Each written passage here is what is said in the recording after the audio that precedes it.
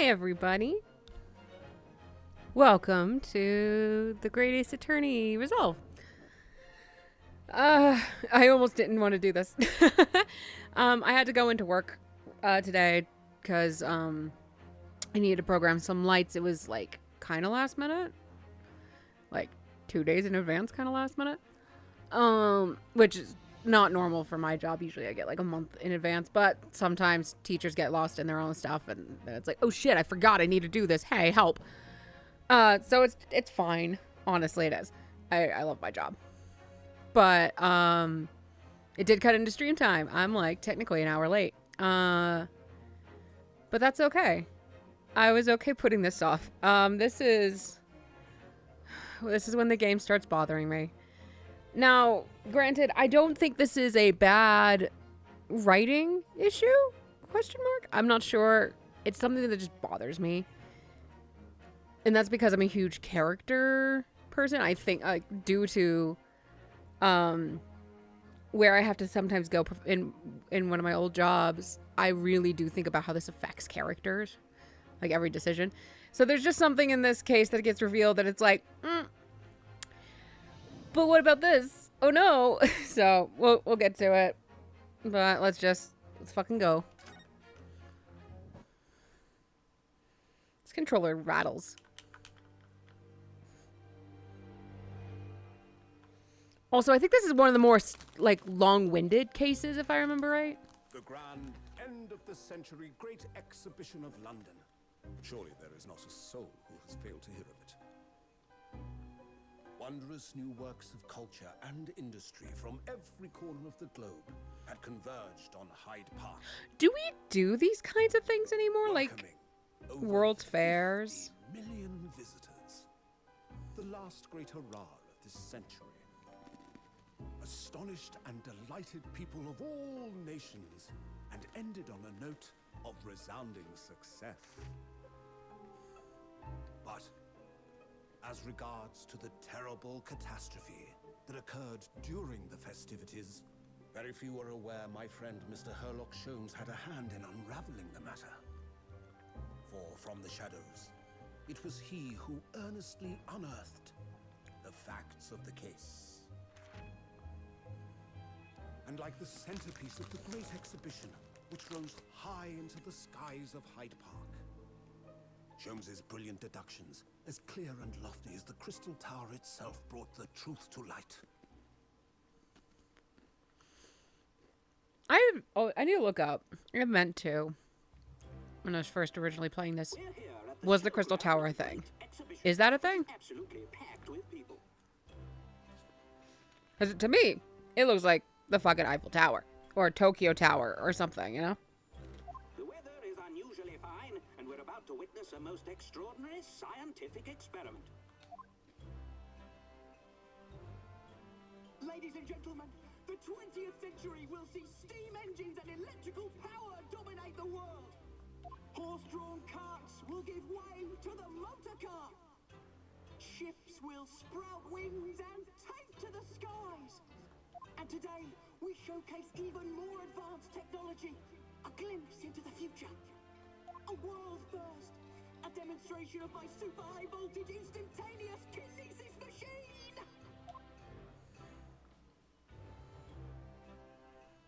A man will literally be disassembled by a pulse of high voltage electricity and beamed to another location. Hope you did like object testing, animal testing, I guess, technically. His body will be reassembled by a series of complex calculations exactly as it was before.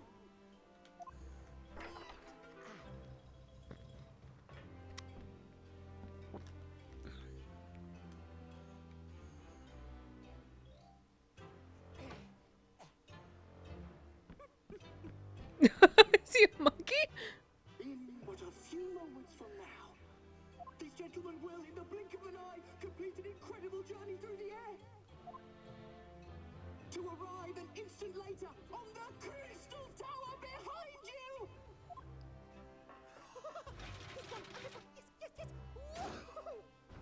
Yeah, he's definitely a monkey.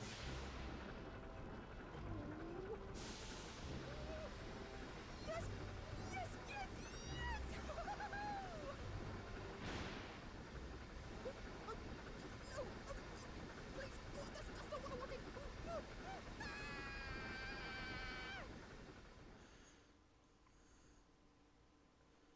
Oh, okay. Just moving right along. No, nothing to see here. No body, no, nothing. Runo, are you listening? Oh, sorry, what was that, Iris? What's the matter with you? You've been miles away all morning. Didn't you like what I cooked for breakfast? Oh, no, that's not it at all. Please don't give me those eyes. What were we talking about again? Today's paper. It's full of news about the Great Exhibition again. Yeah, the Great Exhibition. I'd like to go sometime.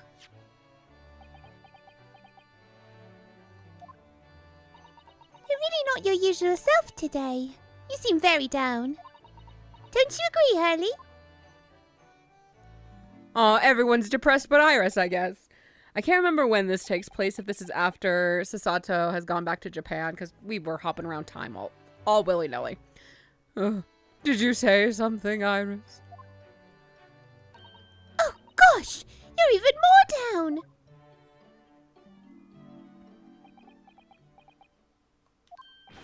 Ah! When did you arrive, Mr. Naruhodo? I've been here for about half an hour already. We had breakfast together?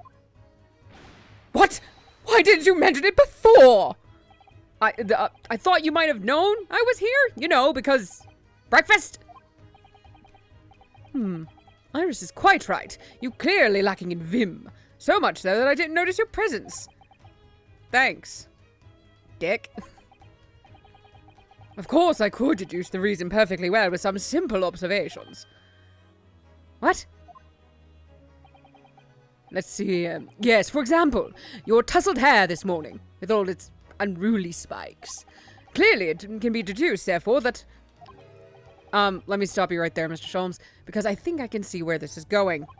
My hair always looks like this. It always has. Ever since we first met, in fact. Oh, really? How interesting. Just doesn't look like a haircut as such, I suppose. Thanks. Again. It crossed my mind recently that it's been 6 months now 6 months? since I was forbidden from working in court. Okay, so Susato is gone. She is in Japan. The first game is officially over. We're back in present time, I guess. So I've been wondering how much longer I'm going to be banned. Oh, well, that would explain why you seem rather glum. Don't you agree, Hurley? Lost him again. Did you say something, Iris? Back to moping.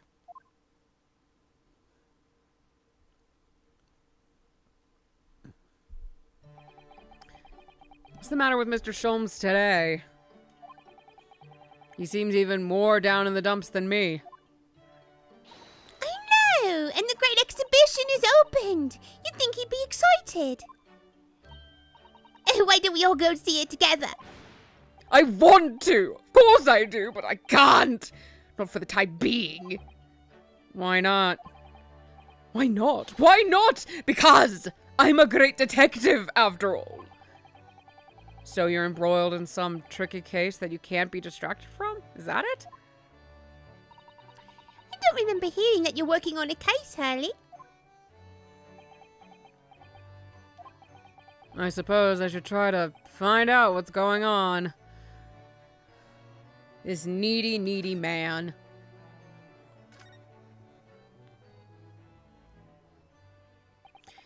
Half a year ago now, I took on the defense of a young girl in a trial heard at the Old Bailey.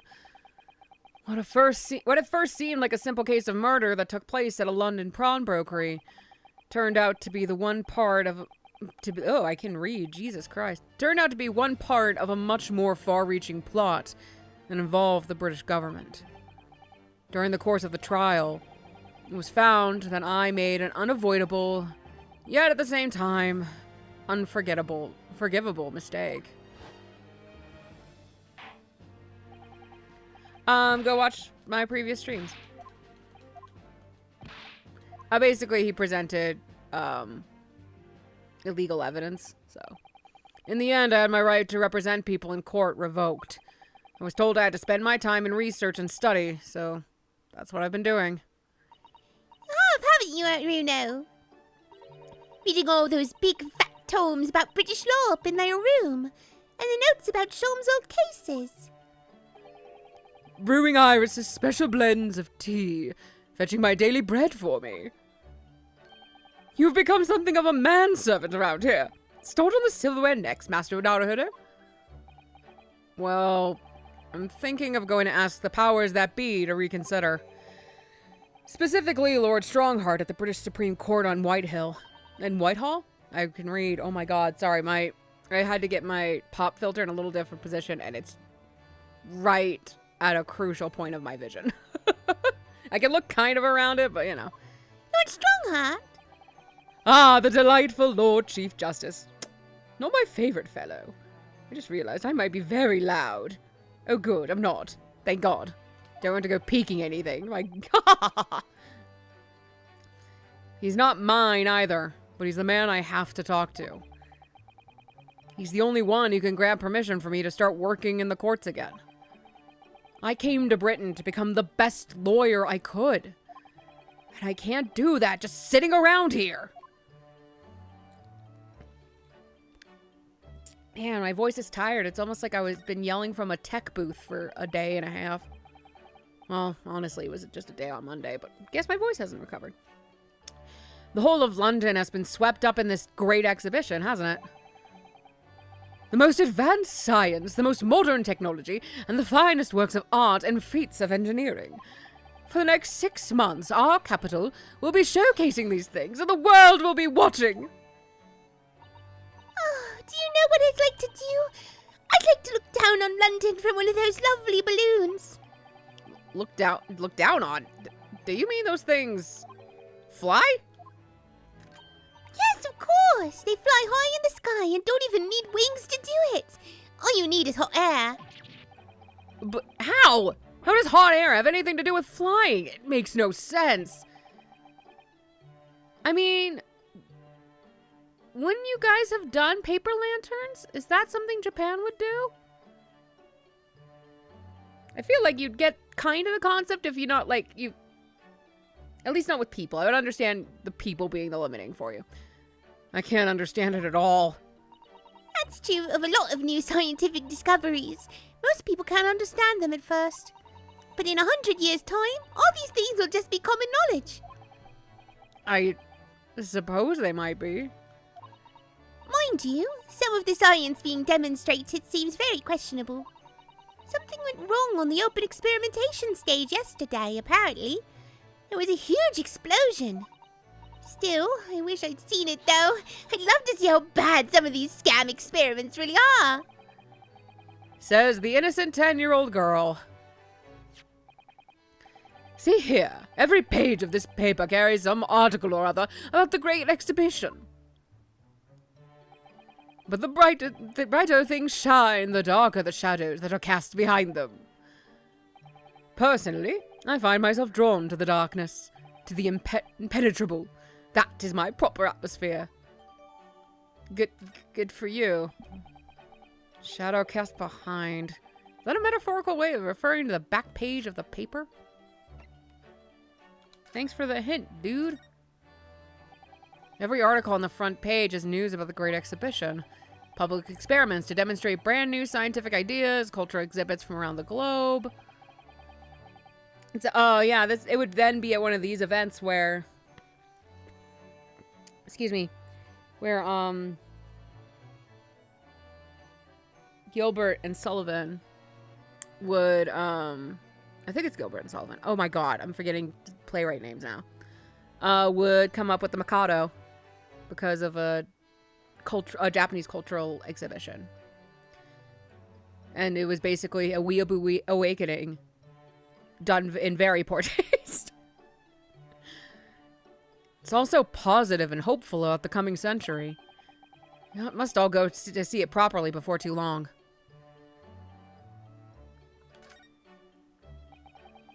So many glowing reports about the Great Exhibition and everything that's going on there. Lost cat? No. Other than this rather gloomy looking one, that is. Wait, what? What's the matter, Runo?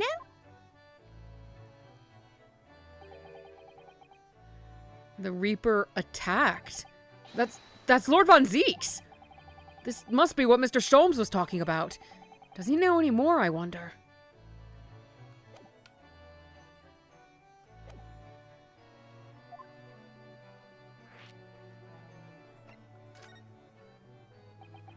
Are you investigating a particularly tricky case at the moment, Mr. Sholmes? You could say that, I suppose. Nothing more to add? That's not like you. What sort of case? Shh! Quiet, Mr. Naruhodo. We must not discuss it here. You never know who might be listening. Acting very strangely early. What do you mean, Iris? Well, usually, the more mysterious and complicated a case is, the better Hurley's mood. Is it really a case that's bothering you? Iris, please! You mustn't exercise your astute powers of observation and deduction on me without invitation. Remember what I always say. Put yourself in the shoes of the individual about whom you're making deductions. You say that, do you? You, Mr. Sholmes. Never mind. Once I've had a cup of tea, I must make my way at once to the crime scene.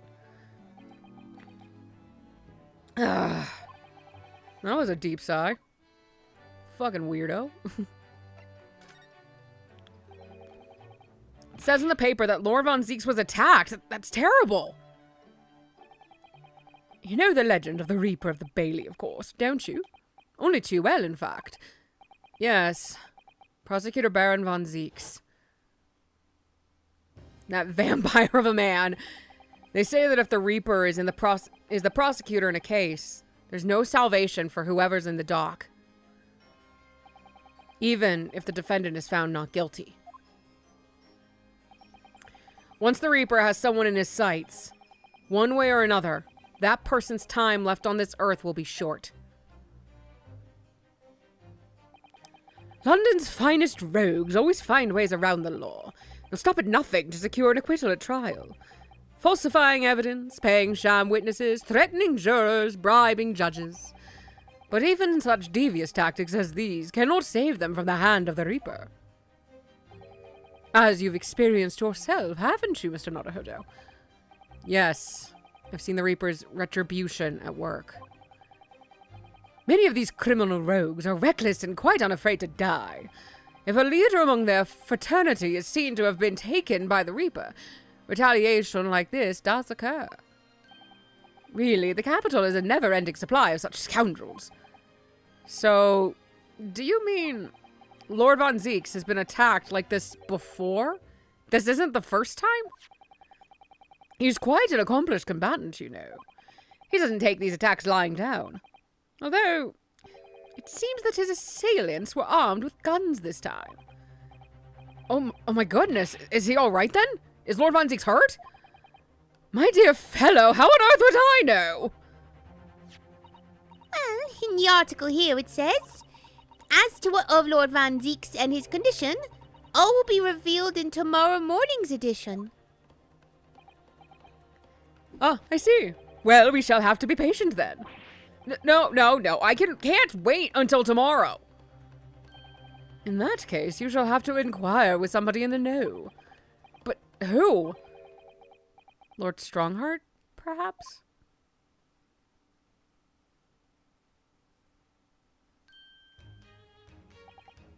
Well, I must be leaving now. Yeah, understood. See you later, Mr. Sholmes. You really are a shameless liar sometimes, my dear fellow. What? You seek to put me off my guard and follow me, don't you? Well, you would be wasting your time. The thought hadn't crossed my mind. But now I'm wondering where you're going. Well then, see you later indeed. Hop, hop, hop, hop, hop. Listen to him. He's still laughing on his way out the door. Oh. Alright then, Runo, let's get going. Oh, Iris, what are you wearing? I've got changed to go to the Great Exhibition. You're going to take me. What? But I was just about to go to the Supreme Court. Oh, well, that sounds fun too. You're going to take me there then. Don't point your weapon at me, Jesus. All right, fine, just lower that weapon, would you? My God, don't point that at things, girl. Have some fucking trigger restraint. Of course, and after the Supreme Court, then we'll go to see the Great Exhibition. Yay!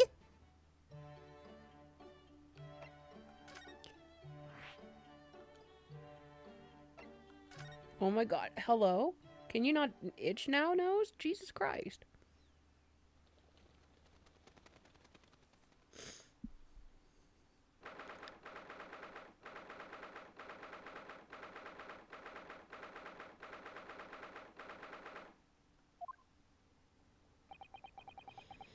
It's been about 6 months now since I was last here. But some things never change.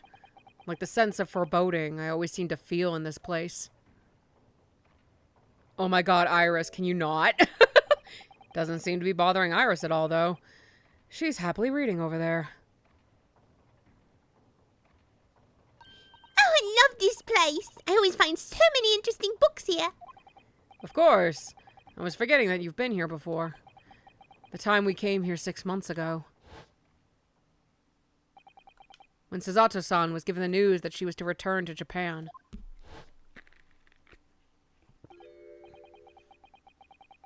I understand you wish to speak with me. I cannot do more deep voices that would fit these characters, but here we are. Oh, Lord Strongheart, I trust you've been keeping well? Let's see. Since you arrived and requested an audience, it's been 4 hours, 32 minutes, and 26 seconds. I've kept you waiting a while. My apologies. Oh, no, not at all. I like nothing more than standing around staring into space. Good to know. Good to know that doesn't appear to bother him at all. Male Strongheart, Lord Chief Justice of London. He's the man who allowed me to start practicing as a defense lawyer when I arrived in Britain as a student. You need only savor the air for a moment in this grand office to understand his preeminent status. As you will be aware, the Great Exhibition of London is now underway at last. We're extremely busy as a result, policing the grounds, guarding the new technologies, dealing with petty crime. And furthermore, as of next month, we shall open the International Forensic Science Symposium. Oh, I've not heard about that. Investigating authorities from 40 countries around the globe will be taking part, including from your own land. Forensic science is the future. The world must embrace it. As we're the hosting nation, I have much to do. And it is my highest priority. If others must wait for my attention as a result, so be it. Well, it's nice to know where I stand. So, you wish to consult with me? Of course, I can very well imagine what this is about. Thank you for agreeing to this meeting, my lord. I want to be allowed to start working as a defense lawyer again in court. That's what brought me here today. But actually, there's something else playing on my mind as it happens. Runo, just take a deep breath and come out with it.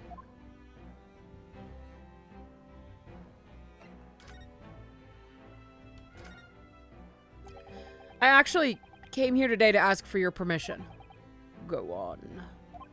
6 months ago, my right to work in court as a lawyer was revoked, and I was told to spend my time studying. Obviously, I'm very sorry for what happened, but the thing is, it made me understand what it really means to defend somebody under the rules of a foreign justice system. And I desperately want to have another go. Please permit me to enter the courtroom again. Mr. Naruhodo. Yes. Here it comes. I'm sure you haven't forgotten your position here, have you? At best, you are a substitute for your compatriot. This was never your intended role. Well, that's true. The Japanese government actually sent my best friend on this study tour, not me. It should have been Kazuma. He was so determined to bring change to our own justice system at home. That was his calling. If that tragic accident hadn't happened, I wouldn't be here in this office now.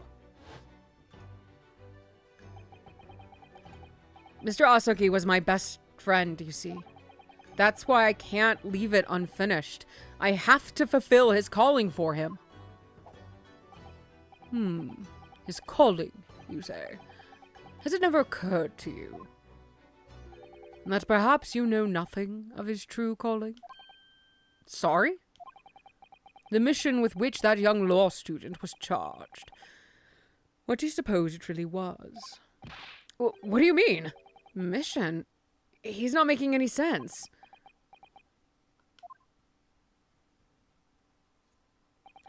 Never mind. I've read all the reports you've submitted over the past 6 months. It's clear to me that you regret your actions and have been studiously obeying your revised instructions. Do you mean... As of this moment, I reinstate your license to practice law here in Great Britain. Thank you! Thank you so much! That's wonderful news, Runo! In fact, I believe I have the perfect case to mark your comeback. A curious affair. You'll consider it, I hope? Of course! Please, tell me more!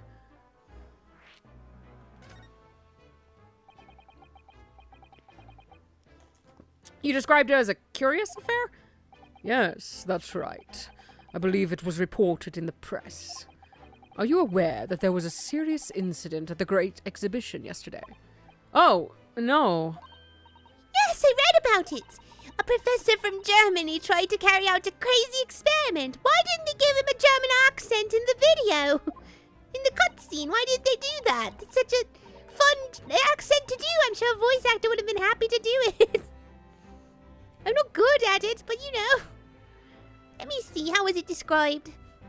Super high voltage, instantaneous kinesis, I think.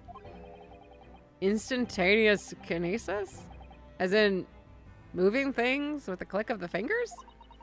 That's right! It's just what my herbal blend needs. A dash of devil-may-care. Whatever this serious accident was, actually, it's clearly captured Iris's imagination. It's an unfortunate business. A large explosion engulfed the public experimentation stage, and a man lost his life. A certain Mr. Odie Asman. Odie Asman.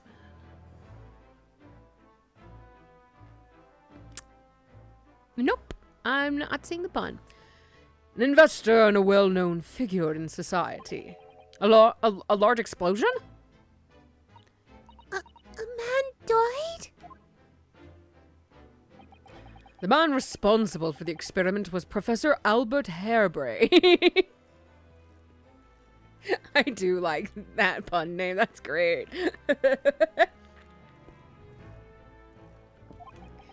He was detained immediately after the incident and is due to appear in court tomorrow. On the charge of murder. What? Murder? Why not, like, manslaughter? Isn't that when it's, like, a murder that was an accident? Isn't that manslaughter? I'll have to ask my my father-in-law when he gets back from Cancun. If you intend to take on his defense, you should hurry to meet with him at the prison. There is very little time left for you to carry out any kind of investigation. The Great Exhibition, a scientific experiment gone wrong, and murder? I feel out of my depth before I've even started. Still. We should go to the prison straight away then, and try to meet with this German professor. Don't you think? Definitely. Ah, yes. One more thing about the case. There's a connection with our mutual acquaintance, the Reaper. Oh! With Lord Van Zeeks? How? Oh my god. Can we cooperate, please? All sorts of conferences have been taking place around the world to coincide with the Great Exhibition. And next month, the largest and most important of them all will take place at last. The International Forensic Science Symposium. It does seem as though criminal investigations... excuse me, hold on. Ooh. Little tiny burpy burp. Does seem as though criminal investigation needs to embrace scientific methods, doesn't it? That's why I got in trouble. Exactly. Ah! You scared the birds. That was rude of you. London, the global epicenter of culture, science, and wealth, now has a population exceeding 6 million. Jesus. Wait, did you say England or London? Hold on. Jesus Christ. How big is fucking London? My god. Sadly, crime in the capital is growing at a similarly startling rate. Well, you got everyone packed in here like fucking sardines. So it's imperative that we use the latest scientific methods to investigate and resolve cases as efficiently as possible. Which is what's known as forensic science, isn't it? Exactly. The future of policing. Ah! You're so loud, Bruno. Regrettably, however, Britain is currently dragging its feet when it comes to the adoption of forensic methods. Oh dear, that's alarming. Exactly! It's extremely alarming! Stop scaring my little token girl. my token little girl. If I were Her Majesty's Attorney General, you can be sure the numbers of crimes committed and resolved in London would be very different to the current figures. And I can cite 12 solid arguments and 223 individual reasons to support my claim. Sorry? By way of apology for keeping you waiting earlier, I shall detail everyone now. What? No! Oh, how fascinating! It all began 15 years ago. Oh God! Oh God!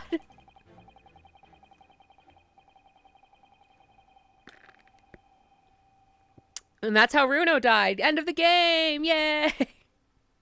That was the controversial thing I was mad about. No.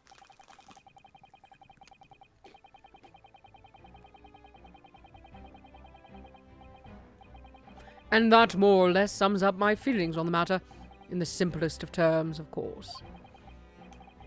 Essentially to formally establish a forensic investigation division within Scotland Yard.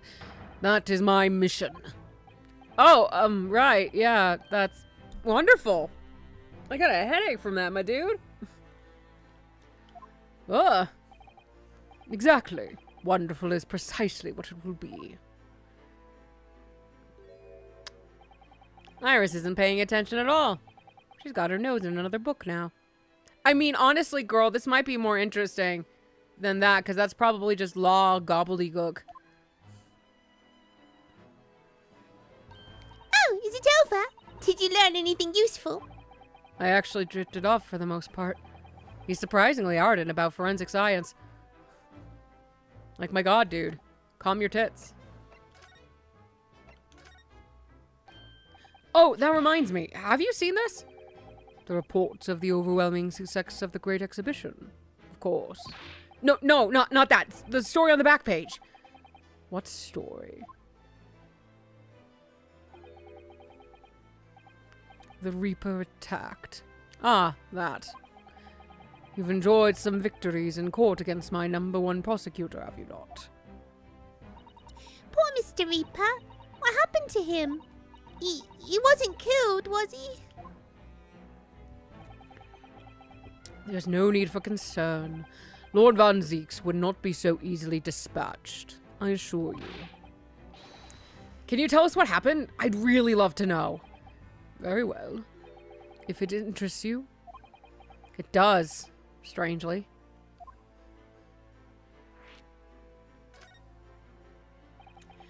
Fortunately, Lord Van Zieks emerged from the attack unscathed. Street ruffians are no match for that man. He's a very capable fighter. Oh, but that's incredible! They were armed with guns! Why was he attacked, though? Do we know? It's related to events that occurred a month ago. A leader of one of the capital's criminal organizations was indicted and prosecuted by Van Zieks. But the man was acquitted. I've no doubt large sums of money were involved behind the scenes. Large sums of money? A deplorable situation. Members of the jury were bribed, it seems. However, despite winning his freedom, the man in question met a dramatic end yesterday. But you're not suggesting that was the work of the Reaper, surely? The victim's henchman certainly seemed to think so. He was a man by the name of Osman. Mr. Odie Osman. Did you say Osman? That's the man who died in the big explosion at the Great Exhibition. Yes, known publicly as an investor, but in reality, the head of a significant criminal organization. Unbelievable. I wonder, could I ask you something, Lord Strongheart? I almost said Van Zieks, oh my god. Try me. Why do you use Lord Van Zieks as a prosecutor? All the criminals who manage to get off in court then meet with mysterious ends outside the courtroom. And fearful of that fate, they seek to strike at Lord Van Zieks first. I know there's no evidence that he actually is the Reaper in that sense, but still, something's clearly going on here. I have Van Zieks work for the prosecution service for 2 reasons. Firstly, the man is the best prosecutor in the capital, bar none. And secondly, any deaths of criminals that have occurred outside the courtroom following his trials are nothing to do with him. But that doesn't make sense. How can you explain the way so many have died if not by someone's hand? Van Zieks may have earned himself the moniker of the Reaper, but he is no killer. So he will continue to prosecute on behalf of the Crown. Unless he wishes otherwise, of course.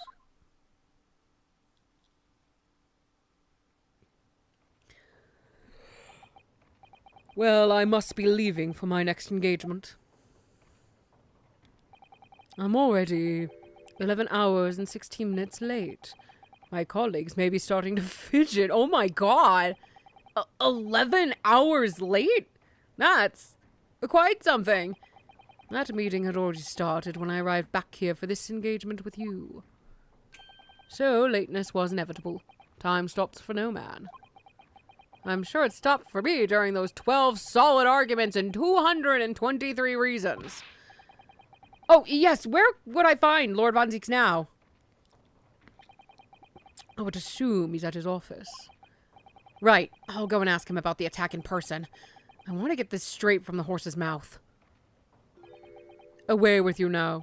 I'm leaving Professor Harebrain's defense entirely in your hands. Of course, yes. Thank you very much, my lord.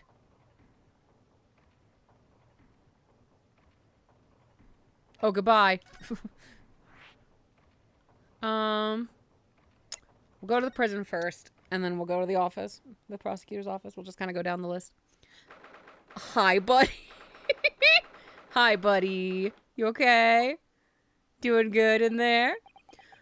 The warden said cell 11. That's this one. Oh, there's someone curled up in a ball in the back corner. Look. What's his name again? Professor Albert Harebrain, wasn't it? Excuse me, Professor Harebrain? Let's see if I can do German. Oh my god, hold on. Tired. Von Strusselgruppen. No, my god. My brain is literally short-circuited. Holy shit. Hold on, I'm so sorry. I have eaten, brain. Why are you feeling so fogged? I'm trying to, like, get the performance from fucking producers into my brain, and it's refusing. I just see, the elf guy. Oh my god, the actor's name's even gone. Jesus Christ, brain, are we okay? My god. Springtime for Hitler and Germany. If you haven't seen The Producers, I highly recommend it, though. Jesus Christ, brain. I'm just gonna read it. He's just getting British until a German accent comes into my fucking body. Who are you? I'm Ryunosuke Hanahodo. Oh, God. A lawyer! Ah! Was it something I said? A lawyer, you say? Would you be here about the experiment? Are you going to defend my hypotheses? Your hypothesis? Sorry, I don't. Yesterday's demonstration! That demonstration was... The magnificent demonstration was... It was an out success! By anyone's calculations! But despite that... No one listens! No lawyer believes in the science! When it's explained, they all leave at high velocity!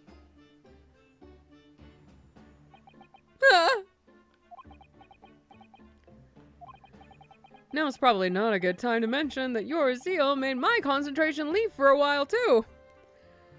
It also just, man, I think it's just my brain, Naruhodo. My god. Oh, hopefully we can at least get through the first part before I might need to call it. Jesus Christ, I didn't realize how fucked my head was right now. I think I did too big of an oopsie on Monday of...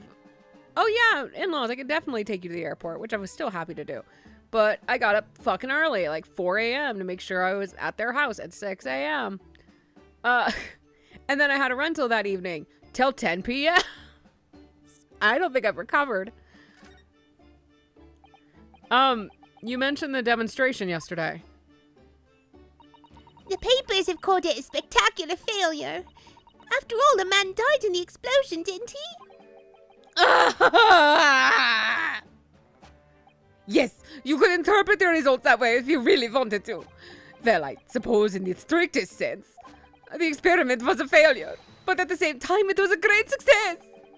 You've lost me. I saw it with my own eyes, right there in front of me. Mr. Osmond was spontaneously disassembled. Until then, everything was going exactly as my calculations had predicted. At that point, he should have been beamed to the Crystal Tower by instantaneous kinesis. However, the machine exploded and Mr. Osmond was, in fact, perished. Yes, I can't deny that part of the experiment was a failure. So, what you're really saying is, the large explosion that killed Mr. Osmond was an accident, correct? But the bigwigs had you arrested on suspicion of murder. I was responsible for a man's death. That is the immutable truth here. And for that, I wish to be punished. At once! But... Murder! Never in a million years! It was an accident! Simply an accident! I see. Hurley and I were talking this morning, you know. He said the situation could change completely depending on whether it was treated as an accident or a murder. How exactly? Well, if it really was an accident, then the professor's machine would be kept in protective custody. On what grounds? Ah, yes, it's newly established here in Britain, the Special Dispensation of the Scientific Equipment Act. That one passed me by. But if the case is treated as murder... Then they'll say my machine was the murder weapon and they'll be able to pour over it as much as they like. If they examine it in detail, they'll find out how it's made and then they'll be able to copy my idea. My precious hypothesis will be stolen. The machine must be protected from all that at all costs. That's why it's imperative this whole incident is shown to have been an accident at tomorrow's trial. Ah, I see now. That voice hurts. Then again, today voices hurt. Oh my god, my soft palate is so sore. What'd I do to you, buddy?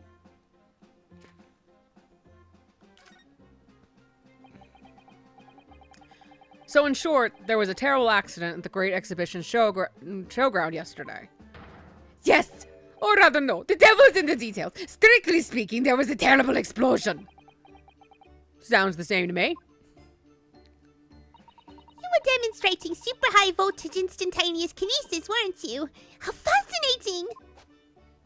It's you, Iris. You're what's getting me to raise my soft palate so crazy high. Ugh. Humans, like all matter, are made up of particles that are held together by electrical bonds. So it must be possible using a sufficiently high voltage to break those bonds and beam the particles through the space. That's that in a nutshell. That's my idea, you see. That's my amazing hypothesis. Gosh, that's unimaginably high-level science. Oh, but dare to imagine it. Dare to dream of such incredible technologies. Just think, one moment I could be here in this cell, and the next I could be at the Great Exhibition again. Well, yes, that would be incredible. And the next, in a mere blink of an eye, I could be at the Great Persian Theatre, say. The possibilities are endless. The whole of our vast planet would be within reach. I just realized he's not actually German. He just studied in Germany, I think. No, they said German scientist. I don't know. So no more hiding in wardrobes or on rocky seas for 50 days. Great. I love it. I don't really see it like that. What do you mean, Iris? Well, if you could travel anywhere in the world instantaneously, then the planet wouldn't really seem vast anymore, would it? I think it would feel like it had shrunk. My word! That's exactly right! What are the implications? What does this mean?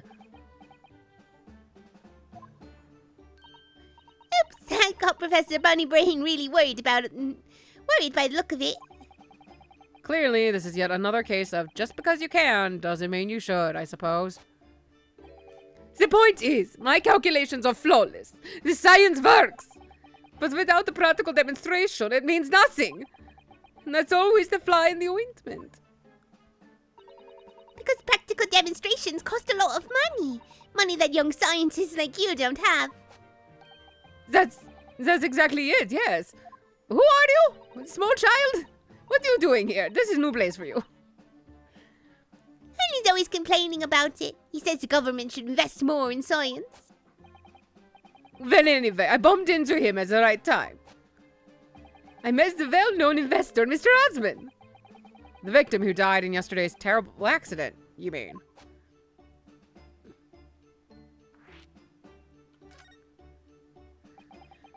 The full name of the man who died in yesterday's accident was Mr. Odie Asman, wasn't it? What exactly was your relationship with the man? He first visited me in my laboratory in Germany a year ago now. He said he wanted to invest in my immaculate hypothesis. I thanked my lucky stars. I see. So you hadn't really known each other until then. Money for scientific research. So envious. As far as I'm concerned, the man was an angel. Oh, really? An archangel, even. He was prepared to fund a practical demonstration of my hypothesis for presentation at the Great Exhibition. And if it went well, I would expect for additional financial support for my research for the great British government. Mr. Osmond provided with money and an exceptional engineer. He produced a machine to my precise specifications. But then your dreams were blown to dust in one enormous explosion. As you can see, I owed everything to Mr. Osmond. I would never, ever have thought to have taken the man's life. Well, he seems genuine enough. I don't think he's lying.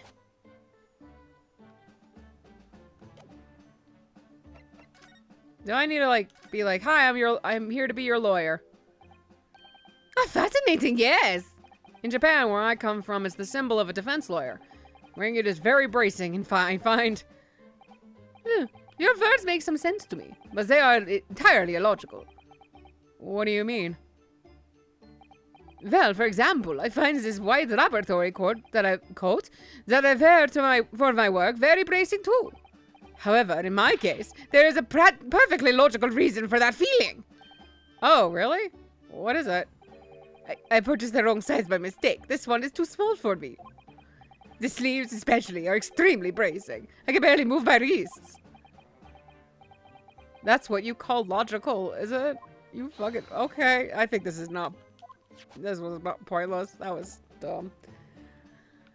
Well, okay, I'll see you later, I guess. Bye.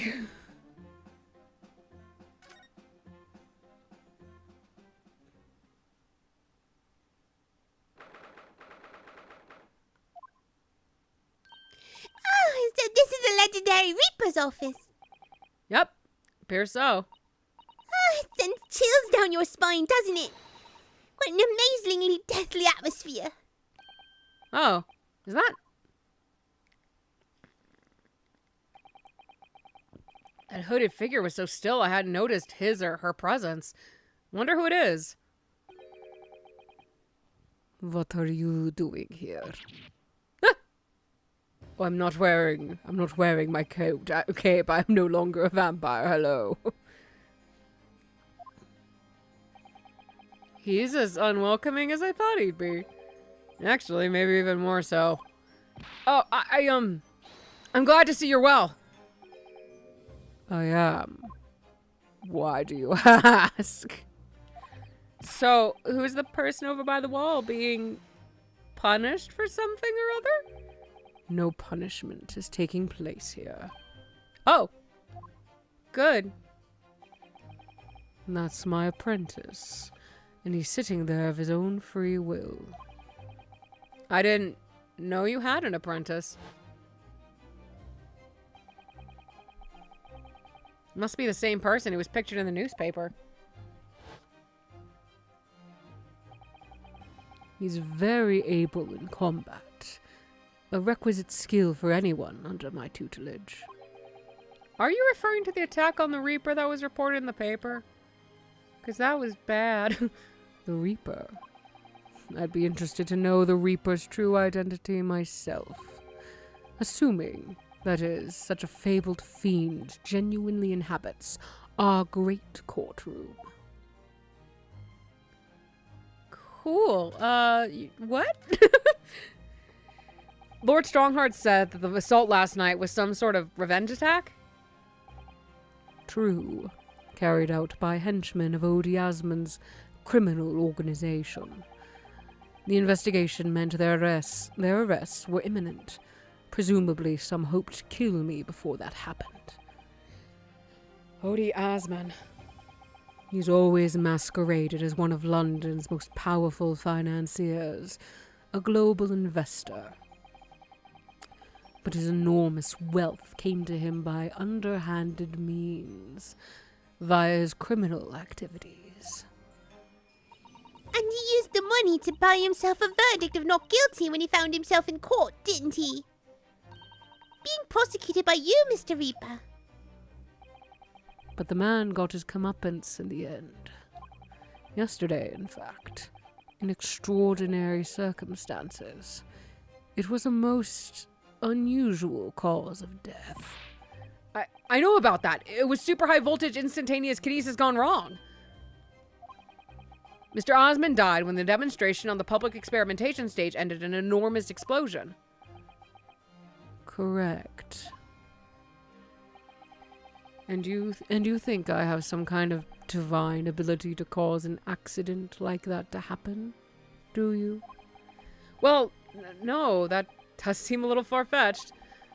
If this man really is the fabled Reaper, then he has to be innocent of this particular death, at least. It's strange how this has worked out, isn't it, Runo? I mean, what with you taking on the Professor's defense for the trial tomorrow? What? You're going to be defending him? Yes, that's right. Though I barely know the man's name yet, to be honest.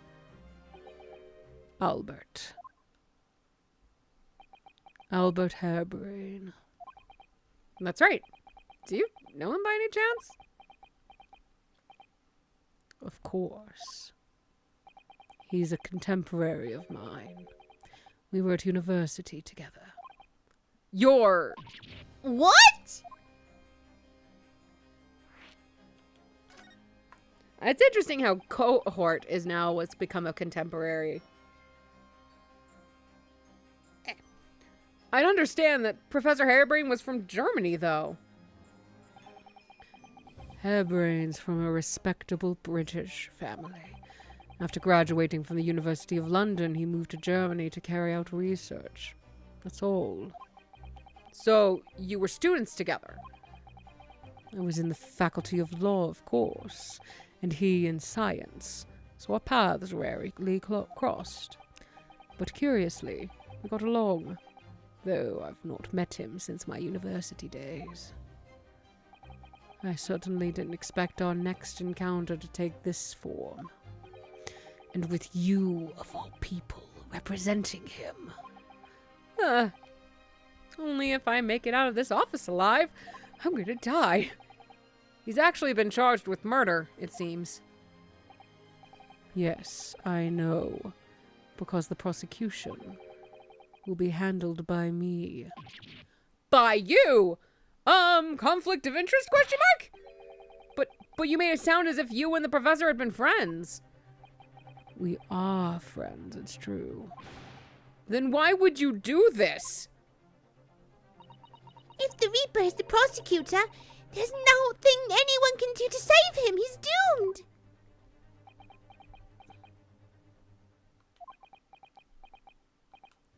What's Lord Von Zeke's thinking?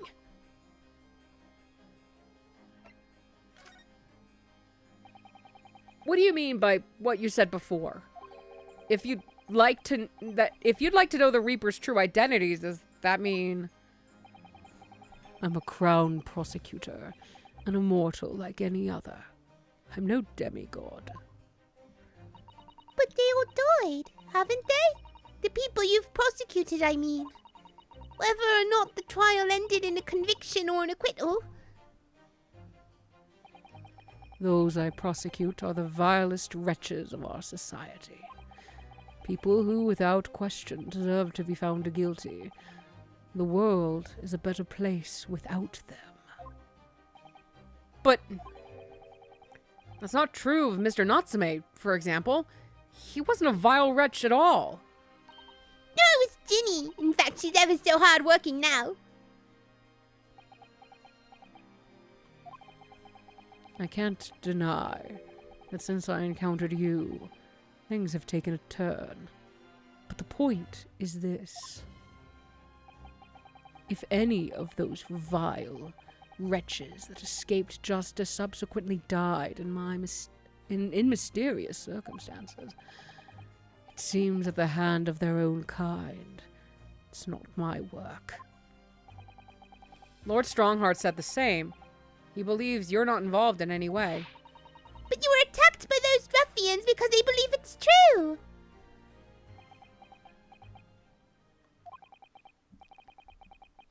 The fact is, since people started to call me the Reaper of the Bailey, the number of serious crimes in the capital has dropped substantially. Oh! Crazy! It would appear that even the most hardened criminals can be made fearful for their lives. Do you mean to say... I mean to say that if my pseudonym serves a useful purpose, I adopt it gladly and with honor. But it's putting you in danger! You could be killed! If that is my fate, let God decide. Lord Von Zeeks.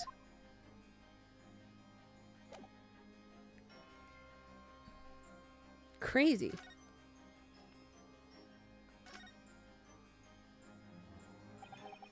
That portrait really dominates the room, doesn't it? It's a very majestic outfit and pose, but sadly, Whoever painted it didn't do a very good job of capturing Lord Von Zeke's facial features. Yes, you're right. I mean, it's not far off, but the artist has exaggerated his subject's handsomeness, I think. That reminds me. I heard Emperor Napoleon of France ordered artists to make him look more attractive when they painted him. How vain! It's really not an attractive quality in a person, is it? That portrait does not depict me. Surely that's immediately obvious. Oh, then who is it?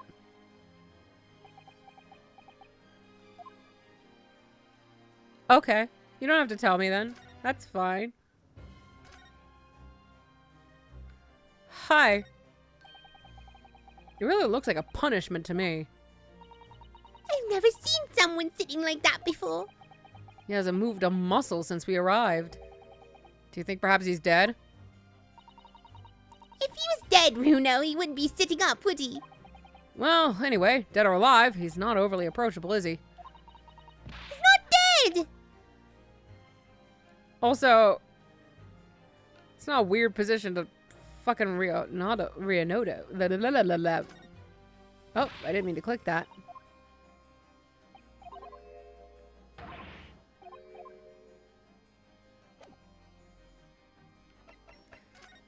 Do I present you anything? Lord Van Zeeks, about the article in this paper. Ah, yes, it seems there was a reporter nearby when that little skirmish took place. I had no idea I'd been photographed. It was careless of me. It looks as though it was taken after the people who attacked you had run away, though. Rest assured, the police have already apprehended every last one of them. But there's someone else fighting alongside you, it seems.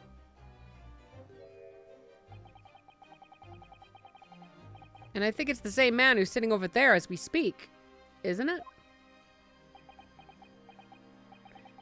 As I mentioned already, he's my apprentice.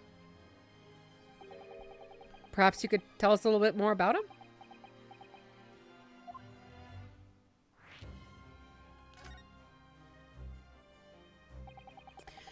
He is my tutelage to become a prosecutor.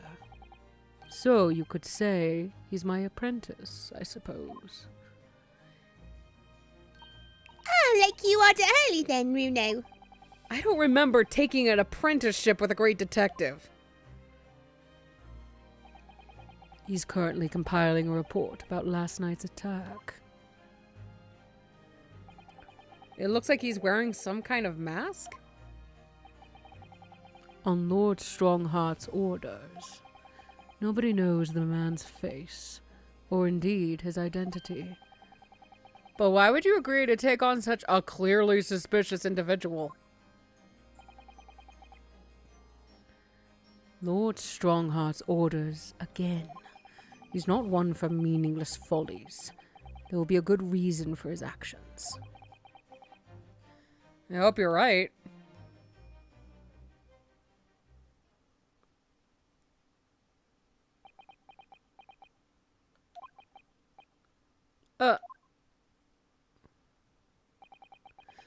The task is complete.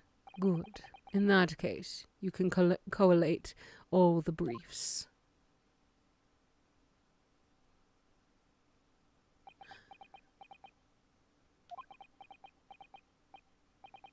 Nice to meet you. Okay. Hi, Bats. I didn't notice you until just now. Dude, you got bats. You need to get that fixed. Back to work again. That was really strange, though. I've never met the man before, but I didn't even know he existed, and yet somehow it didn't feel like our first encounter. And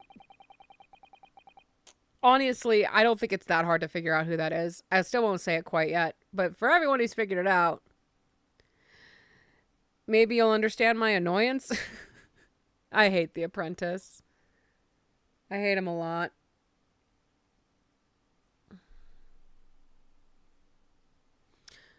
Don't bother trying to converse with him. He says nothing to anybody from outside this office. Lord Strongheart has strictly forbidden it. Oh, I see. Why are you so interested in my apprentice anyway? Oh, no, I mean, sorry, I didn't mean to... The way he stood there so casually, yet with that flawless posture. It couldn't be.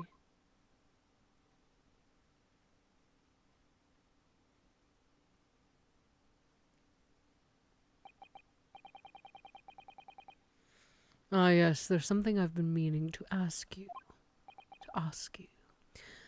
Oh, what's that? That Nipponese man. Is he faring well? Sorry? The one arrested twice in succession 6 months ago. With the stoop, and the mustache, and the jitters. Ah, Mr. Natsume, you mean? I'm not sure he'd be very pleased to find out you identified him from that list, Runo. He's fine, thank you. In fact, I received a letter from him by international post only the other day. I see.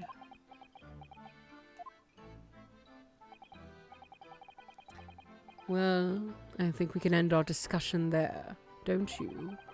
There's little time left before tomorrow's trial. I advise you to spend it by investigating the case. Yes, thank you for the advice, and for the conversation. Can't believe he's asking after Soseki-san, after a Nipponese. I'm not sure whether to feel happy about that, or worried. Never imagined that Mr. Reaper would be friends with the mad scientist, did you? That's a turn up for the books. Mad scientist? Ah, you mean Professor Hairbrain. Yes, it might be worth quizzing the professor about his relationship with Lord Von Zeeks, I think.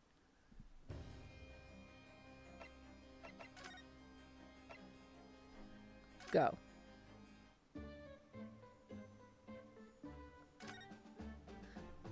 Hi. I understand Lord Von Zeeks is a friend of yours from your university days? Yes, that's right. He was studying law whilst I was studying science. What was he like back then? A good question. Unassuming, gentlemanly, an all-around nice fellow, really. Sorry, I think you misheard me. I'm talking about the cold-hearted, merciless prosecutor Barak von Zeeks. What was he like when he was at university? Talk about a leading question, Runo. As I said, an unassuming and extremely pleasant gentleman. After all, he is the little darling of the Von Zeeks family, with all its great aristocratic origins.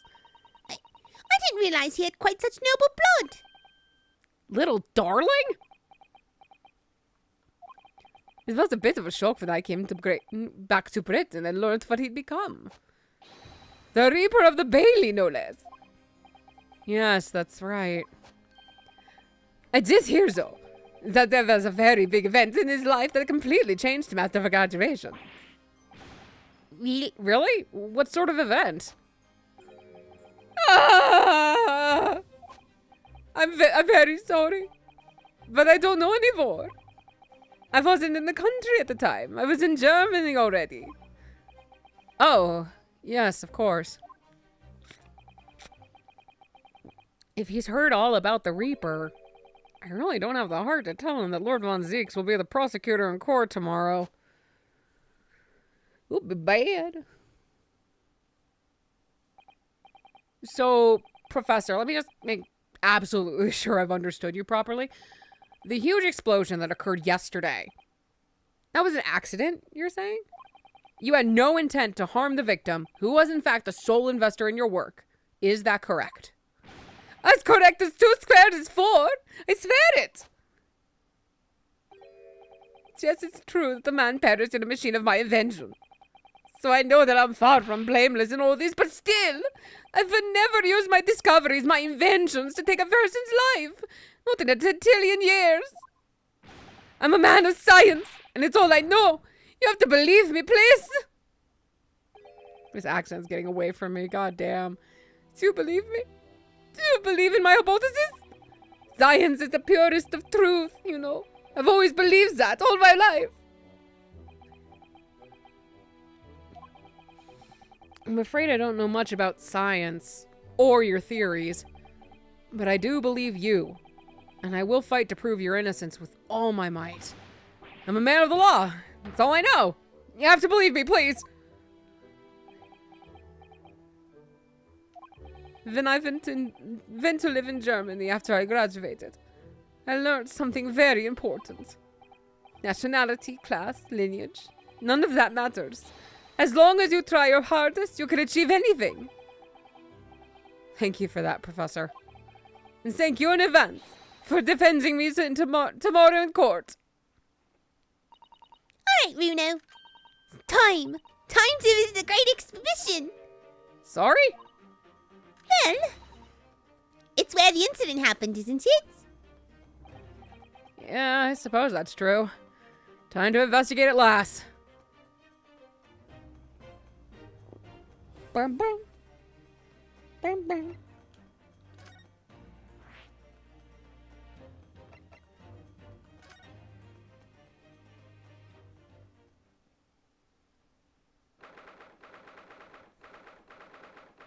A lot of shit there on the ground, okay. The showgrounds are a little too big for my liking. We've been walking around in dense crowds for 2 hours now. And I felt myself swooning 3 times. There are a lot of people, aren't there? I've almost been trodden on 3 times too. Be careful, won't you, Iris? Don't let go of my hand. We finally made it through the throngs, though, by the look of it. Here we are underneath the public experimentation stage where the explosion happened yesterday.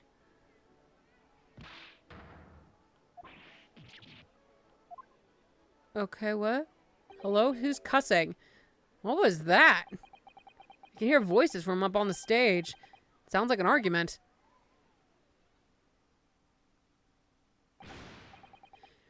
What have I up to here with you this time? I'm warning you. I'll arrest you in a minute.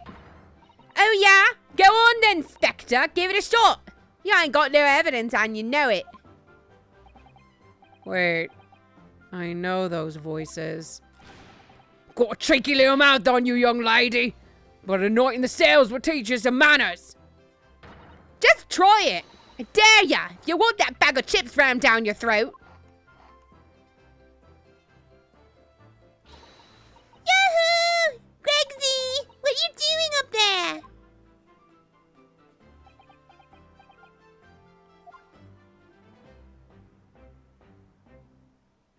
Sup? Oh! Oh! Oh! It's you! You're here! Here you are, your ladyship! How are you, your ladyship? I do hope you're well, your ladyship. Does that make her 3 times a lady? I'm not well at all. It's far too busy everywhere. I wanted to ride in a balloon, but there was a 3-hour queue. Unbelievable! I'll go and have a word for you at once, your ladyship. You'll be flying as high as a kite in no time once I pull some strings for you. Tobias Gregson, an inspector at Scotland Yard. Until recently, he was suspended from duty, but it would appear he's back in action now.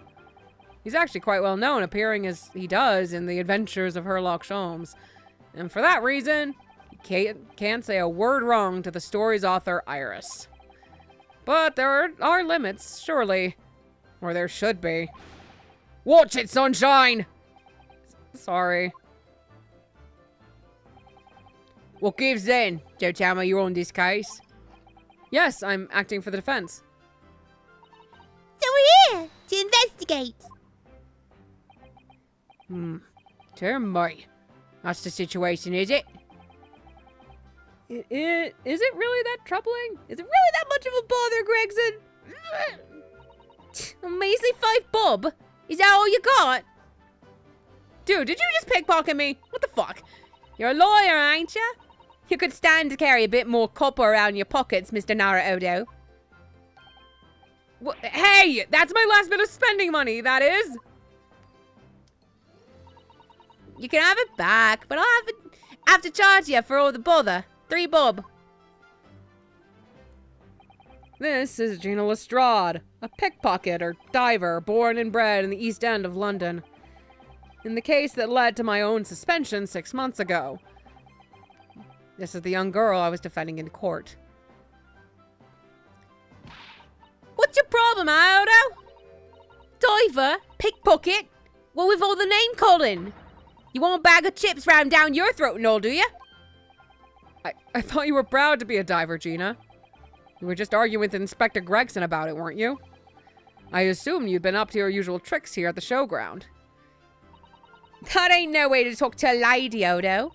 Half a year's a long time. People can change. I'm an apprentice now, learning to be a Scotland Yard detective. So you'll have to call me what everyone else does. It's Inspector Lestrade now. Inspector? That badge is homemade, surely. The inspector pot isn't entirely accurate. No one calls her that. For what it's worth, anyway. Investigating is off the cards for all of us. What's that supposed to mean? Right, Will. I'll be back up top. You hold the fort down here, alright? Right, sir. This raises a lot of questions.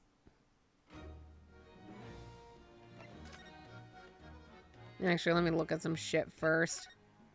If it'll let me. Oh look, what's this? A ripped piece of cloth. It's not like any fabric I've ever seen before. It's very thick and stiff. Looks extremely durable. It's canvas, I think, with some sort of rubber backing. And the edges appear to be a bit charred as well. Maybe that means it had something to do with the explosion. Let's make a note of it while Ginny's mid-yawn. And then we have a rope. For some reason, the ground is damaged in this spot. Look. Almost as if was a fire here or something. Yes, if you look closely, there's some scattered ash and burnt embers too. Well, I suppose there was a big explosion just above here. People probably wouldn't bat an eyelid at a small fire like this would have been. What? Did I just read? I feel like I just had a stroke. Jesus Christ. I'm not sure we English are quite that laid back, Bruno.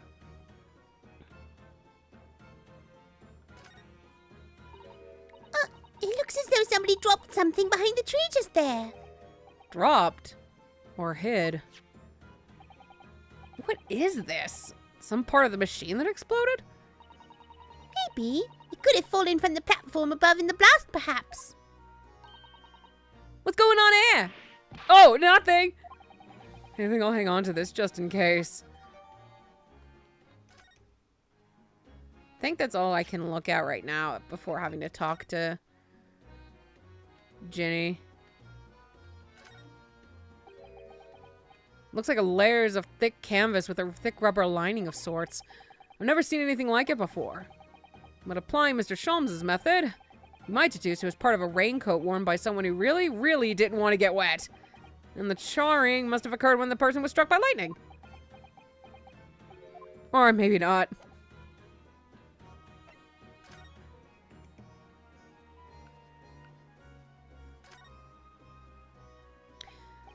There's some sort of lever here. Oh. What is this?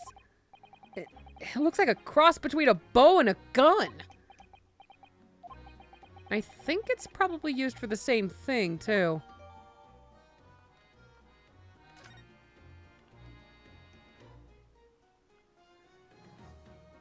I'm not seeing any other major detail I gotta look at. Oops.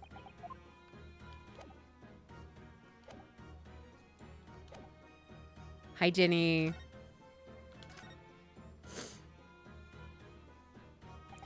It was 8 months ago now that I first encountered Gina, in connection with the case I was working on. At the time, she was living in the East End with a group of other orphans. She helped all of them survive by pickpocketing, but then she got embroiled in a murder. I had a lot of time to think in person. In prison. It was prison, not in person. I realised I couldn't go on like I was. The diving weren't working out. I'm so pleased to hear it, Ginny. Well done! So, you went from being a pickpocket to a detective? You got it. Good, innit? Inspector Lestrade. Sounds like something out of a book, huh? Talk about a sea change. And then there's Iris's old man to think about. Iris's father, you mean? Yeah, I promised her, didn't I? I said I'd get all the police forces round the world to pull out all the stops looking for him. Just a small promise then. Nothing serious. Oh, Ginny, you're so sweet. So anyway, that's how I had to go at... Oh, my God. That's how come I had to go at the test for Scotland Yard. Only trouble is, I don't read so well, do I? Just a small problem. Nothing serious. And that's when Early approached Gregson and asked for help. So the inspector said he'd take full responsibility for Ginny and made her sort of an apprentice. It was very magnanimous of Inspector Gregson. And brave. Oh, you know Early. He enjoys finding ways to make people do what he wants. The great detective likes digging for dirt, in other words. So, the long and short of it is, if you've got questions about the case, you can ask Inspector Lestrade. Right then, Inspector. Actually, there's still a big mystery surrounding Gina, isn't there? Oh, what, Runa, what? Well, 6 months ago, Gina was the defendant in a trial prosecuted by the Reaper. A trial in which she was found not guilty. And yet, here she is still. Come on, you're not still on about that, are ya? The Legends of the Reaper, or whatever it's called. Yeah, you don't have to worry, Odo. If I didn't half worry, there probably wouldn't be a whole lot of you left. It's like I told you before, innit? The Reaper's kind of like, I'm upstairs, so he knows what I'm like on the inside. That I ain't really done nothing wrong. Nothing wrong might be stretching a point. What about Mr. Natsume in Japan? He's perfectly fine, isn't he? Well, that's true. Perhaps the Reaper is more discerning than I thought. Exactly! So I ain't worried. I'm totally fine.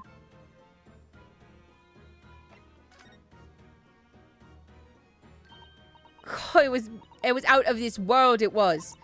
The brainy bloke pulled a bunch of levers on his machine and suddenly it started billowing smoke.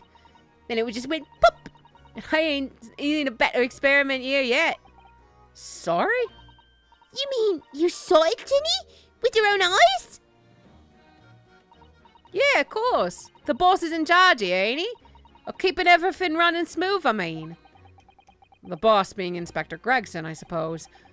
That's gonna take some getting used to. So all I have to say is that I'm on duty, and I can do whatever I want to. Get this, I was up in one of them flying balloons when it happened, watching it from above. No, you're so lucky, Ginny. Maybe you should join Scotland Yard too. Yeah, do it. You know how to put the boss in its place already, right, Iris? You've had no trouble at all. It's settled. When do I start? No. You can't join Scotland Yard, Iris. You're 10. We'll see. Anyway, what I don't understand is this.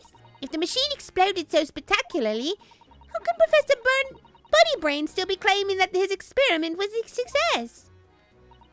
Oh, right.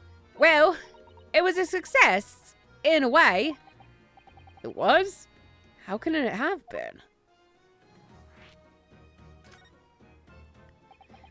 Surely after the whole machine blew up, no one could call the experiment a success. Like I said, it did sort of work.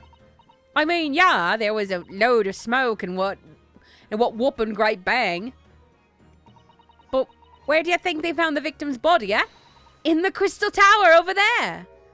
What? In the tower?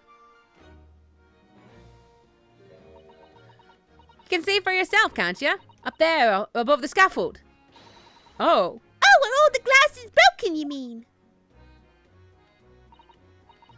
Yeah, the cage what the victim got in to start with. Really did get beamed through the air or whatever and landed all the way over there.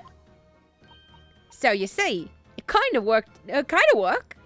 This is bullshit. I mean, I don't get the ins and outs of it, but anything's possible, right? With science. Oh, I tell you what, you can have this. It's a plan of the experiment they drew up at the yard. Are you sure? Yeah, go on. I had 3 bob off you before, so it's fair as fair. Yeah, I didn't actually give that to you, did I?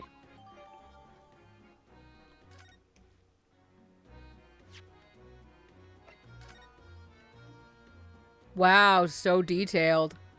So amazing.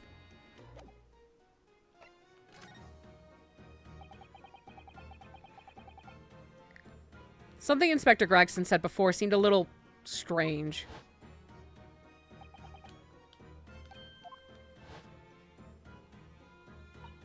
Yes, naughty old Gregsy ran off after without that explaining himself. I can read, my god. Oh, right, that. The boss said no one's allowed to investigate that weird machine what blowed up yesterday. Well, that's not fair. We're representing the defendant. In that case, could you at least tell us what you learned from your investigations? Nah, you're not getting it. We ain't allowed to investigate neither. Why? What's the boss call him again? The forensic investigation team, I think? Anyway, apart from them lot, no one's allowed to lay a finger on the scene. Bit funny, innit? So even Scotland Yard's own detectives can't investigate. Yes, I've never heard something like that before. I thought I could have a gander at the quiet. On the quiet though, but the boss caught me at it. You probably heard him giving me an earful about it before from down here, didn't you? It's not bleeding fair. I think we're giving him as much of an earful back as what? I think you were giving him as much of an earful back as I remember it. Yeah, well, sometimes I think it's all them chips what make him so stubborn. You say something there, Moto. Go on, see if you can get through to him. He's up on the platform above us, is he? Where the machine that exploded is? We can try, can't we, Runo? Gregsy will listen to us.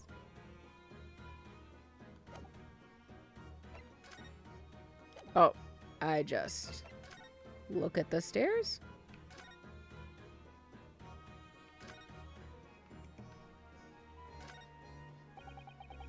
The stairs obviously lead to the stage above. We should go up there and investigate the exact spot where the experiment was being conducted.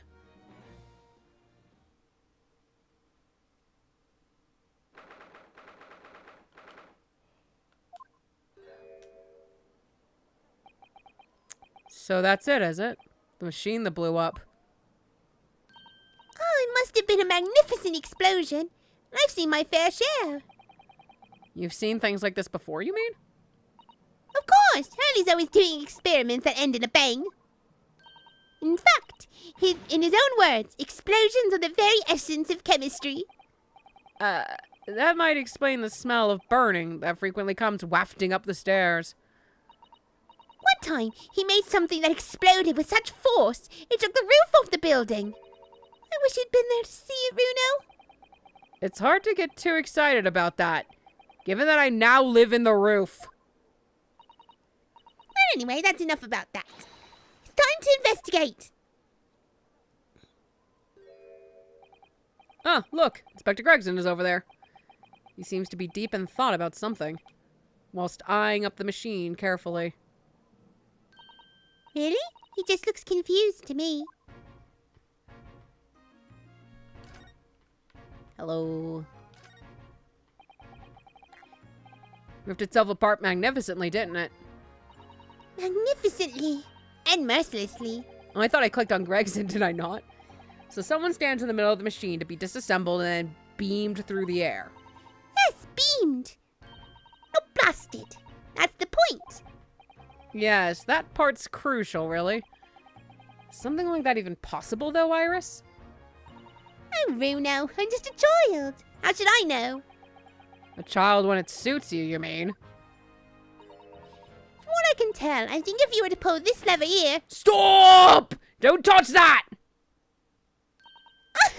That was practically instantaneous kinesis the way you flew over here just now, Gregsy. Please, your ladyship. I didn't mean to startle you, but I can't let you touch anything up here. So sorry. You can have some of my latest special blend to make up for it.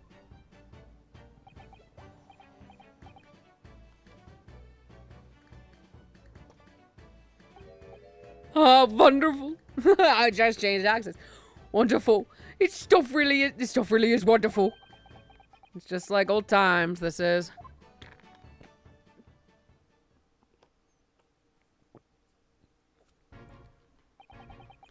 We're representing Professor Harebrain in court tomorrow, Inspector. So we should be allowed to examine the scene. Listen, Sunshine. Even I'm not allowed to touch anything up here. It's that blasted Special Dispensation for Scientific Equipment Act to blame. It's driving me potty. Oh, yes, that special dispensation. The professor mentioned that, too. More red tape's all we need. I don't know what the government thinks it's playing at sometimes. But we're allowed to just look, aren't we? Surely that's all right, isn't it, Gregsy?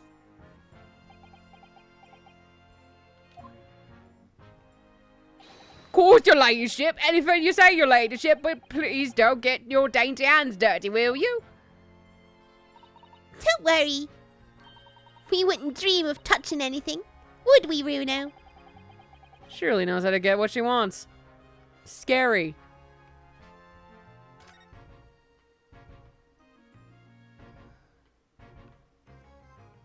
I'm trying to decide if there's anything I actually need that I remember from when I've played before. I feel like I actually couldn't, like, actually examine anything.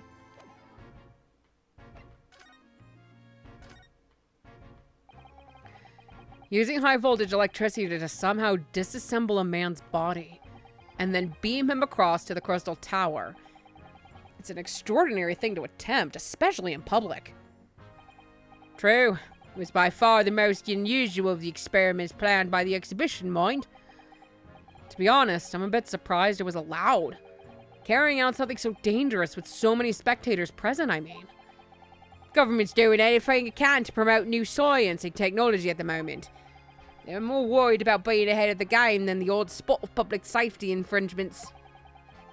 They can be the first to develop some new technology. Makes Britain more powerful in the future, you see. Yeah, I suppose that's true. In a way.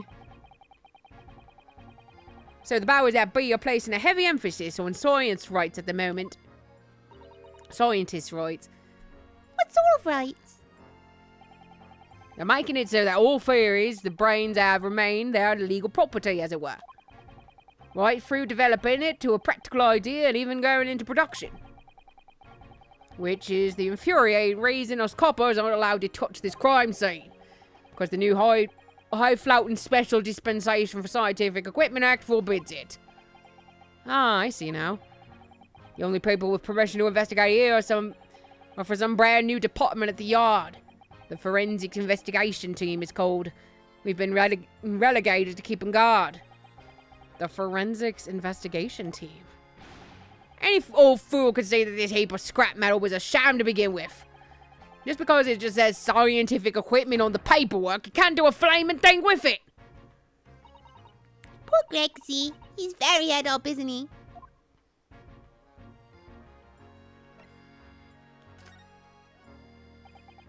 Remind me again, what's this new legal act that means we're not allowed to touch the scene here?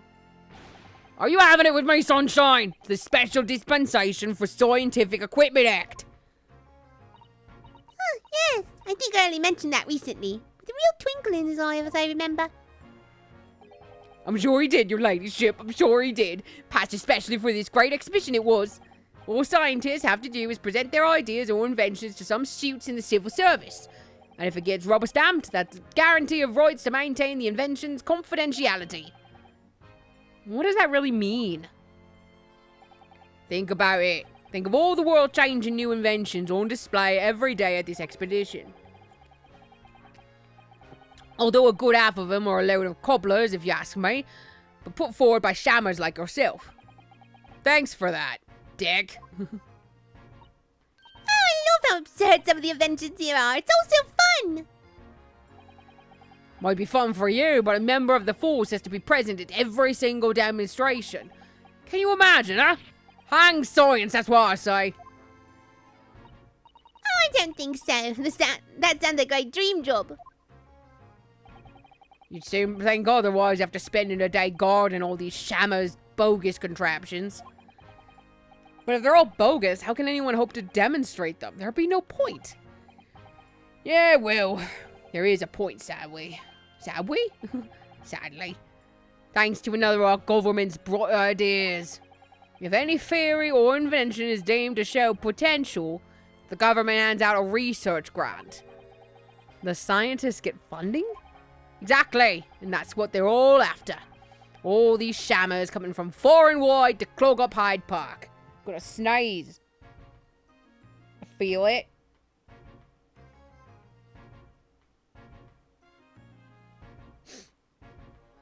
It passed. And who has to keep them all safe, eh?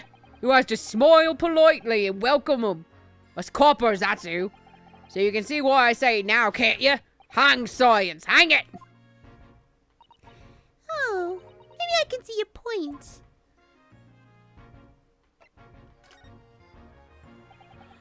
Apparently, Professor Harebrain lives and works in Germany now, conducting his research.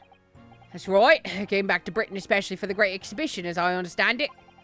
Probably after one of the government's research grants. Actually, we learned something else about the professor earlier today. About his time in further education. Turns out he was at university with someone we both know. Lord Van Zieks. What's that? That's news to me! But if Van Zieks means the prosecution, not the accused, the professor's fate is sealed? Because the Reaper will get him one way or another. Blimey. That man's beyond me. I don't know what's going on in that head of his. Talking of Van Zieks, this morning's paper ran the story of him being attacked. Read that? Oh yes, but Mr. Reaper is completely fine. Nothing to worry about. Yes, right. Glad to hear it. Still, the Reaper, huh? How long is that business gonna keep up, I wonder? The victim of this case, the investor, Mr. Asman, he was another of the Reaper's victims, or so I heard. Lord Barg von Zieks is a top-class prosecutor. But even he can't always push the right verdict through. Sometimes justice can't win. Yes, I've heard about jurors being bribed and evidence being falsified. And that's how the notion of the Reaper of the Bailey came about, isn't it? Obviously, Scotland Yard suspected Van Zieks initially. We all assumed he was taking matters in his own hands if he failed to seal the deal in court. Although the man himself denies that charge. Well, we've done a very thorough investigation, and the conclusion we reached is that Lord Van Zieks is in no way related to the deaths of those people outside the courtroom. There's no question in my mind. I'd stake my reputation on it, I would. But if that's true, then how do you explain it? All those defendants who couldn't just have coincidentally died if nobody killed them. I know that, but I can't explain it. It's a mystery after all, isn't it? That's the whole point of the Reaper. Professor Harebrain mentioned something else. He said that at university, Lord Van Zieks was a totally different person. Easygoing and kind. What? He said it was after they both graduated that something happened to change the man. Do you have any idea what that was? No clue. Really?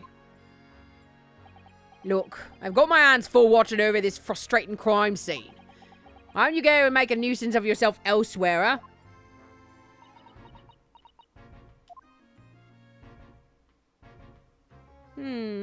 I actually don't know what to do next.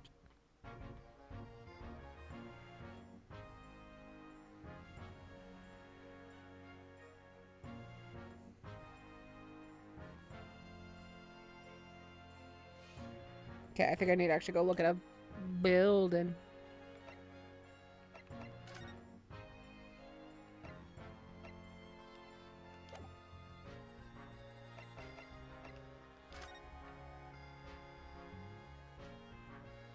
How do I back out of this area?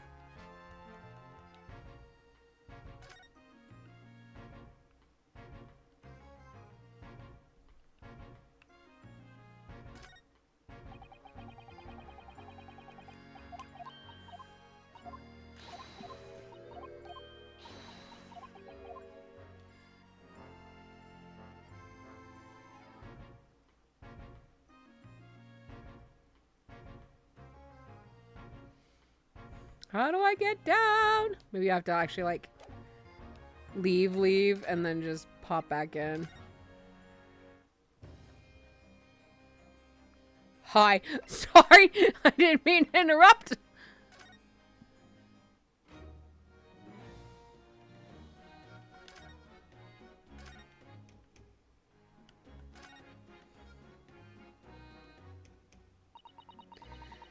That's where the cove. No, that's Genie. That's where the cove ended up after his instant kinesis, or whatever you call it. Dead, of course. And yet they're calling the experiment a success? What's the wooden scaffold there for? The coppers, our lads, they set that up after the incident happened. To get the body down, I think. Don't know, really. Didn't you help to erect the scaffold, then? Nah, look out, Dirty's more my thing. Wandering around the exhibition and keeping a lookout for the fun stuff. Mind Gregson doesn't hear you saying that, or he'll give you the boot. It's incredible, though, isn't it? I mean, could the victim really have bridged that gap by some sort of invisible kinesis? Okay, I think that's what I had to look at. And now if I go back up...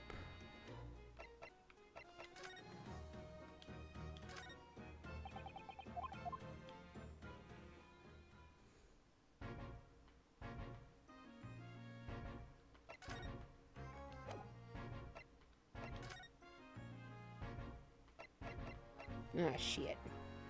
Missed something.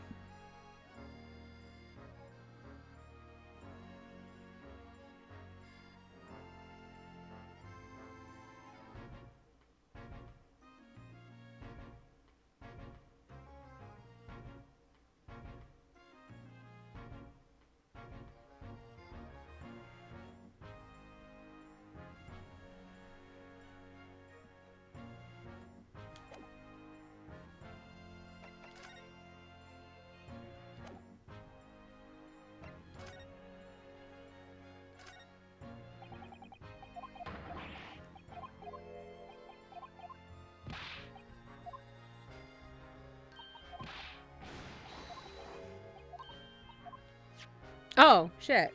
That was important dialogue. I thought it was just something I couldn't do. It's a screwdriver, I think. Oh, isn't it a lovely one? He was basically just like, we can't touch anything. Grah. The handle in the shape of a capital letter A. Is it? Oh, yeah, you're right. What's the matter with you? Don't touch anything, I said. Touch anything, I'll make sure I kill you before I get strung up myself, I said. Yes, yes, I understand. Sorry. We touched it a teeny weeny bit. But Grexy, I'm very curious about this screwdriver. Really very, very curious. Of course, your ladyship. You're so clever, your ladyship. Fancy spotting something like this. But I'm afraid I can't let you have it. But Runa found it first. I assure you, I'll investigate it thoroughly. He's gone off with it. It was very mean, I'm afraid. Inspector Gregson is going to make a very clumsy and embarrassing mistake in the next month's installment now. Poor Gregsy. You poor bastard.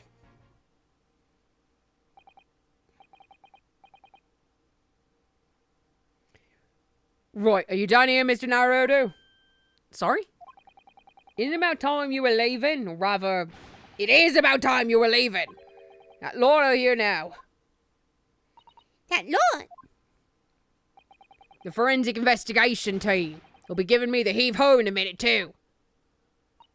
Oh dear, poor Gregsy. Here, have another cup of my special blend to cheer you up.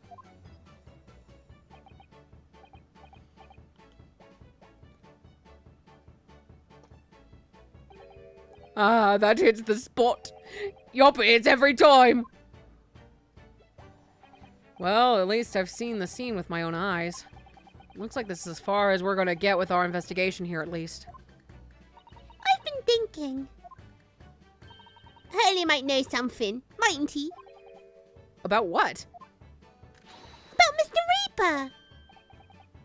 About what happened to Lord Von Zeeks, you mean? Because it sounds like something very significant occurred after he graduated from university. Something that completely changed his life. Maybe, but I have no idea where to find Mr. Sholmes at the moment. He's in the middle of some big case, isn't he? Here, this is what you need. What's this? Some kind of entrance ticket? Madame Tuspels? Tuspels? Is that supposed to mean something to me? You don't know it? It's the most popular attraction in London at the moment.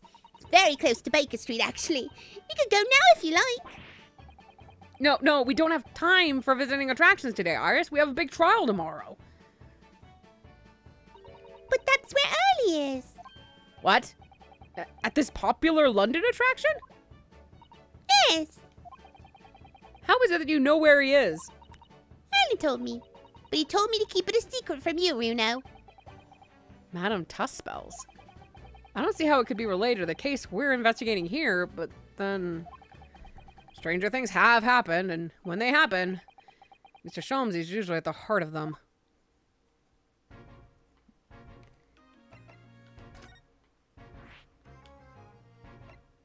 Whoop. Bubba. Ah, excuse me.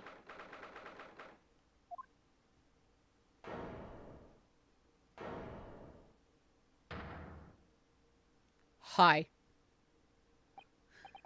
What is this place? Look at all these terrifying scenes. Why are all the people so still? Guillotines, ruthless murders. I know what I'll be dreaming about tonight. I hate it. They're all wax models.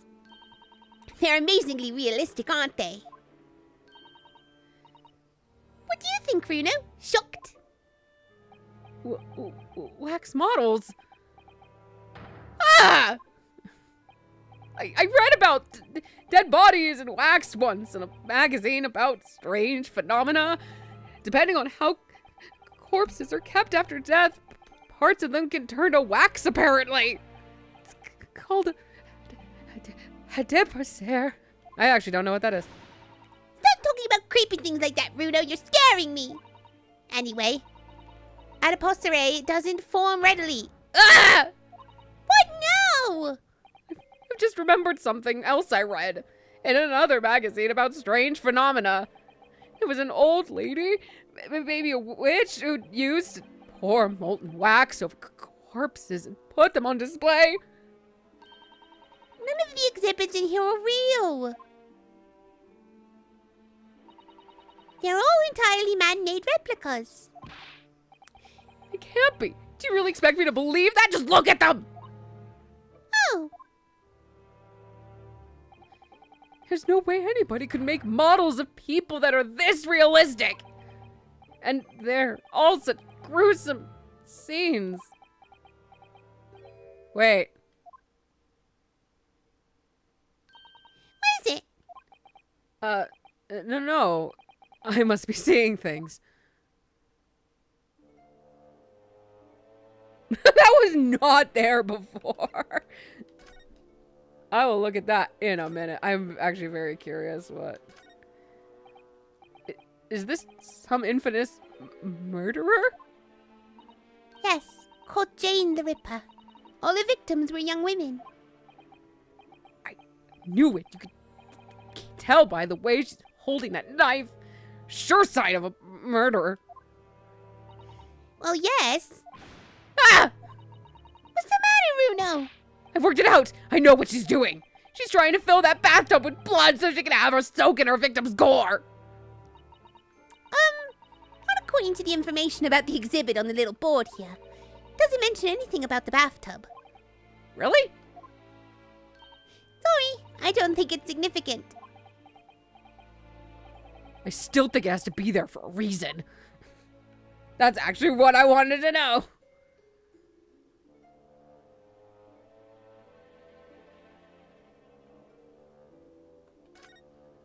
Jane the Ripper and Jack the Ripper. Is this an arm? It looks like an arm, doesn't it? Maybe one of the waxworks models has fallen over. You don't think it could be the work of one of the mass murderers in here, do you? Bruno, stop scaring me! Is it a wax arm or a real one? Come on, you're always pointing that finger of yours in court. Poke that on now and see how it feels. Objection! I'm not touching it.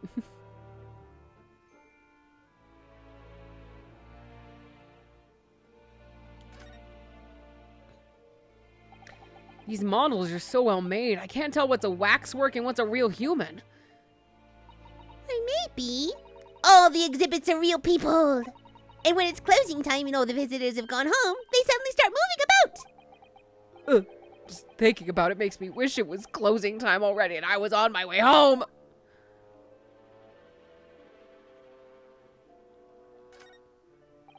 It's the great detective, Mr. Sherlock Sholmes! Mr. Sholmes has his own wax statue in here? Really? Well, he is world famous after all. It's an uncanny resemblance, isn't it? Makes my skin crawl to look at it. I know. But look, Reno, you can kick this Harley and he doesn't move a muscle. You can't go around kicking the exhibits, Iris! Wait. It just moved. I'm sure. And not just a little bit either. Huh? Really? Did it? Look closely. There are beads of sweat on the face of this waxwork model.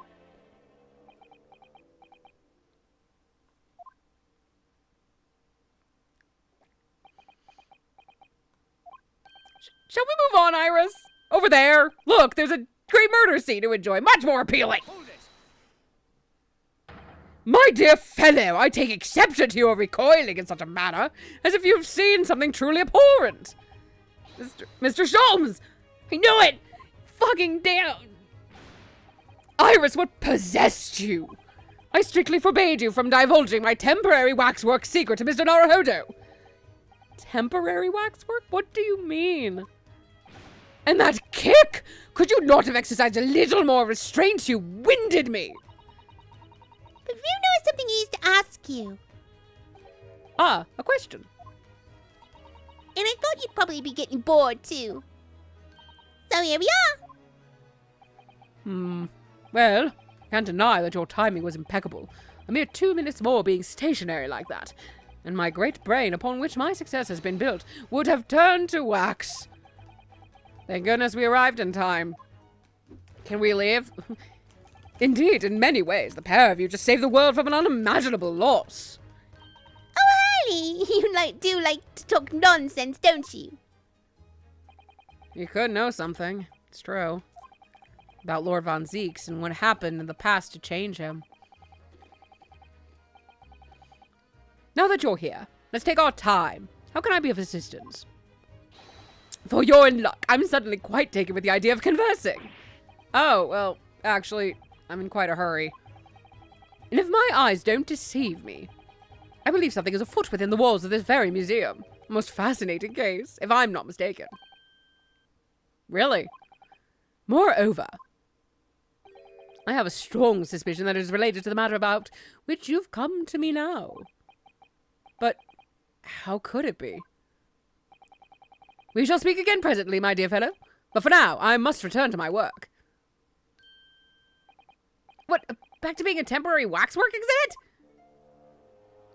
Okay. Can I talk to him anyway?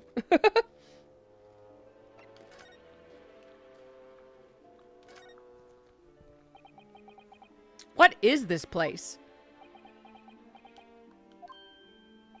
Madame Tuspels came to London from France 3 years ago, I understand. Since she opened this little waxwork museum last year, it's enjoyed great popularity in London. There are museums like this in Japan too, but these displays are something else. I mean, they aren't made from actual real people, are they? The extreme realism of these waxwork models is a particular secret of the Tuspels family, they say. They earned renown during the French Revolution for waxworks of victims of the guillotine. That sounds grim. The gruesome scenes were portrayed with such realism in the expressions of the faces of the condemned.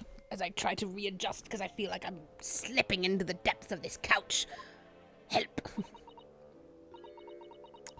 Apparently, the sculptors can make the models directly from the corpses, right there at the site of the executions.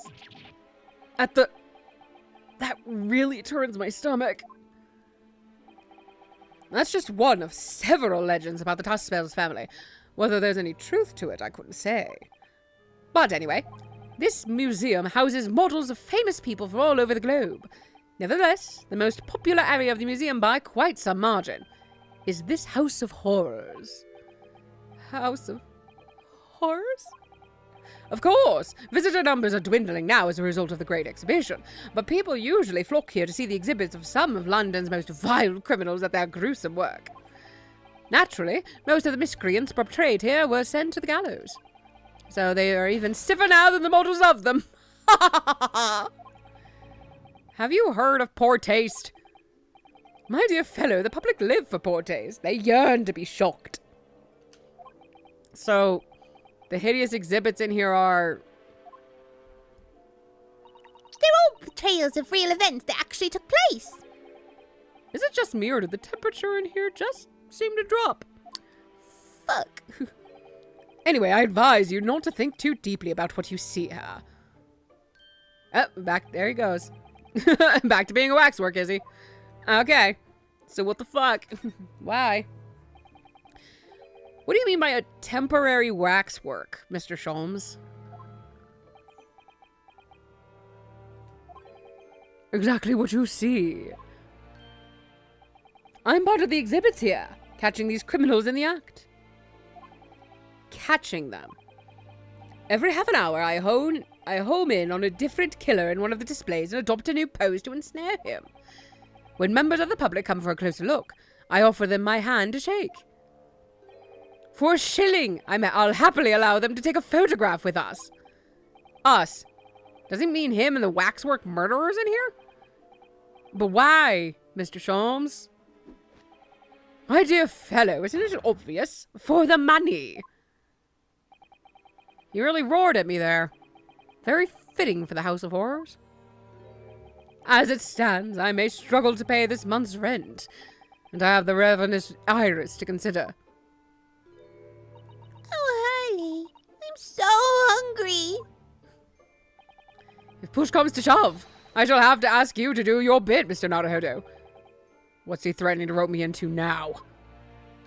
So, with that in mind, how about a photograph? As a special treat, you may have your pick of the murderers and scoundrels in here. The choice is yours. Maybe some other time. Humph. Remember, Mr. Naruhodo, ignore me at your peril. What does that fucking mean? Oh my god! Did his final remark there sound like a lot like a curse? Jesus.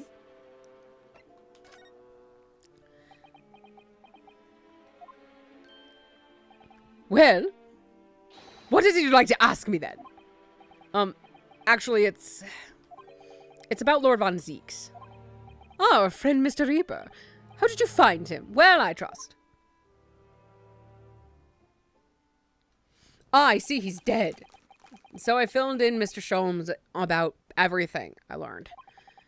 About Lord Von Zeeks, about Professor Hairbrain, and about the strange coincidence that they had been at a university together.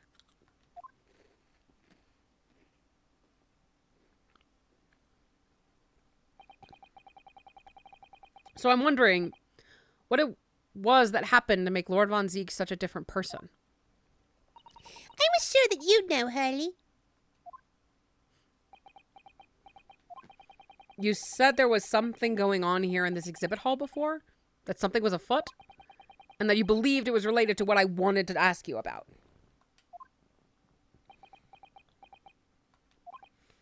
Mr. Sholmes? He suddenly clammed up.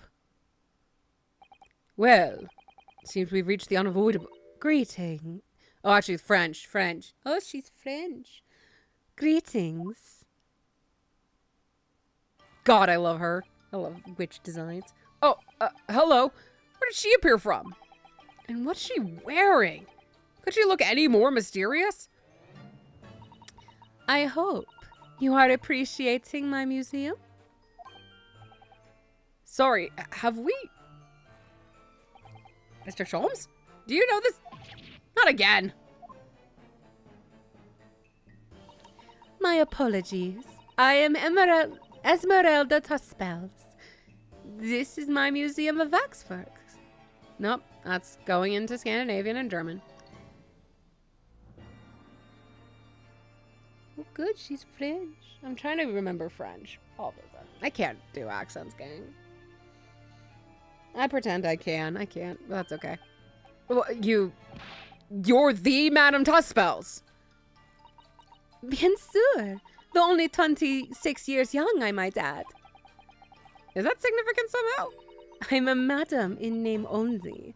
It has a certain je ne sais quoi. Right. Firstly, I must apologize for my waxworks. Or rather, one waxwork in particular. That'll be Mr. Sholmes, then.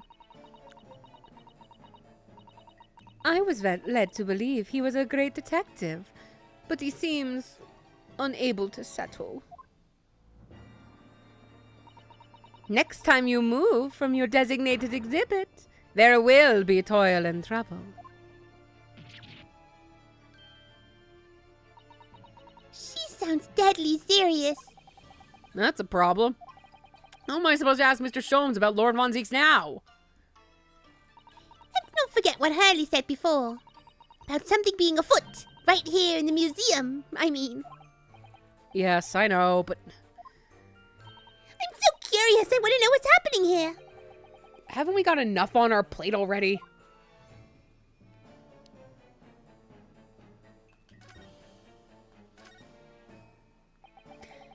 Did you make all these waxworks, Madame Tuspels? I did. I am the third generation of waxwork artisans, you know. You know, there we go. I have found it. I have found her. Gosh. It was my grandmother who began the tradition in my family. I've lost it again. Where are you? Come back to me. I'm trying to... I need to watch Clue again. I just gotta get the maid in my head. Ew. Her fortunes were checkered, leaving through the turbulent times of the French Revolutions as she did. Though that is when she acquired the savoir-faire that leads to the astonishing likeliness. All these waxworks really do look as though they're alive. In fact, they look more alive than Hurley. What you see exhibited here represents the most atrocious of London's criminal past. All the waxworks were created in the presence of the real people on which they are modeled, in the hours immediately following their executions. That is the secret to the extraordinary lifelikeness. I'm just going to go deep in mysterious. You know, she's just going to be down here. It's very soothing in my voice if she's just down here, having a good old time. Just sounding pretty. That sounds terrifying. All walks of life have similar challenges, I'm sure. To carry out one's trade par excellence, one must go to extraordinary lengths. My exhibits are a reflection of society. I create only that which the public wishes to see. Why couldn't the public have wished for something less horrifying? Do not fear. Sorry? This room is the only one in the museum with such a macabre theme. I do hope you'll explore. There are models of famous singers, actors, politicians. Something for every last taste, I hope. It was Iris who dragged me straight in here, come to think of it. Sorry, perhaps I should have eased you into things.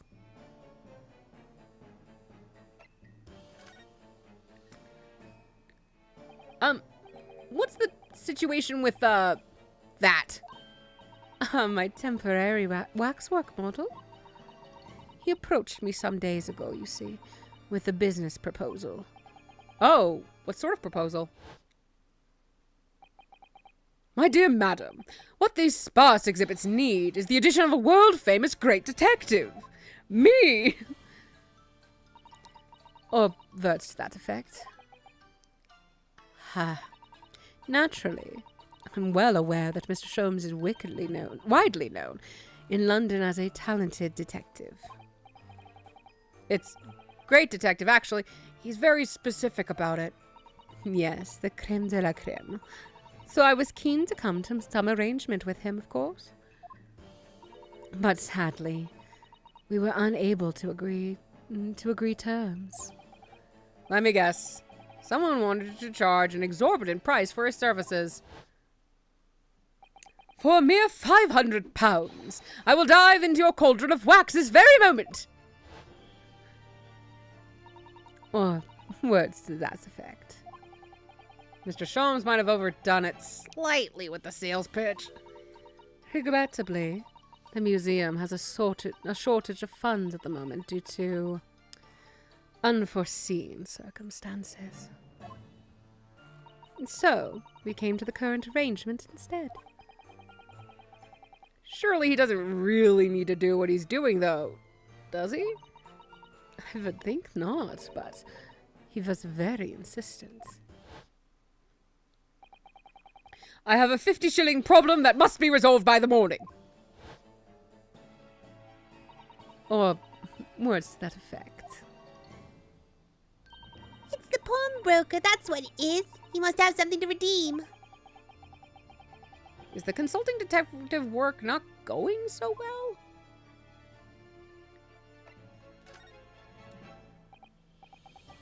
I wonder, could I ask you something? Bien sûr. I'm just curious, is anything going on in the museum at the moment? Some kind of incident, perhaps? Whoever suggested such a thing to you? Oh, well, it was, your temporary waxwork over there who mentioned it to me a little. He's disappeared! Great! A wax model is a work of art, not some tawdry object for trade. There you are! Leaving the exhibit again when you should be working? Do you wish to be melted down? My dear Madame Tuspel, save your reprimands. There are more pressing concerns. The wax can wait. It's our ideas about your current problem we have thrown into the melting pot instead. We must do it. Personally, I would advise you not to involve the police. Why ever not? She's turned as white as a sheet. Because you have at your disposal a great detective whose services you may employ for a mere 50 shillings. Though please be aware that I prefer... No, I insist upon payment in advance. I'm calling the police. Very well. Let us see if the great detective is able to live up to his name, shall we? Before I engage my analytical processes, I must ask you to clarify something. The fuck is that? What, pray, is behind the curtain? That is the Tuspel special exhibit. There is an extra charge to see it. Ah, the special exhibit in the House of Horrors. It must depict a special killer then, I presume. Would you be so kind as to draw back the curtain, I wonder? Absolument no. Absolutement no. Absolument no? Is that how that's pronounced? Absolument? There is nothing amiss behind there. Nothing amiss, madam. The fuck? What about the arm protruding ominously from under the curtain? I strongly encourage you to allow me to see what lies beyond, before the situation worsens. Yes, very well. I will draw back the curtains. But only a second? I know that C makes the ch. Second?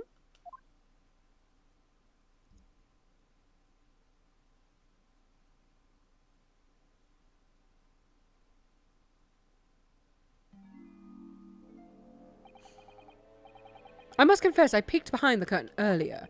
The Tuspel's special exhibit is a very bleak graveyard scene indeed. And yet, somewhat surprisingly, the waxwork killer one would expect is nowhere to be seen. What does strike one, however, is fucking that. Is the portly gentleman lying peacefully on his back on the floor?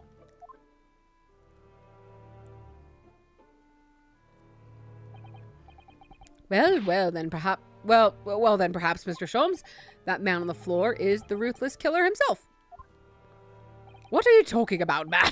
I'm afraid not, my dear fellow. He's a perfectly ordinary London gentleman. Not even a waxwork, in fact. Quite boring. What?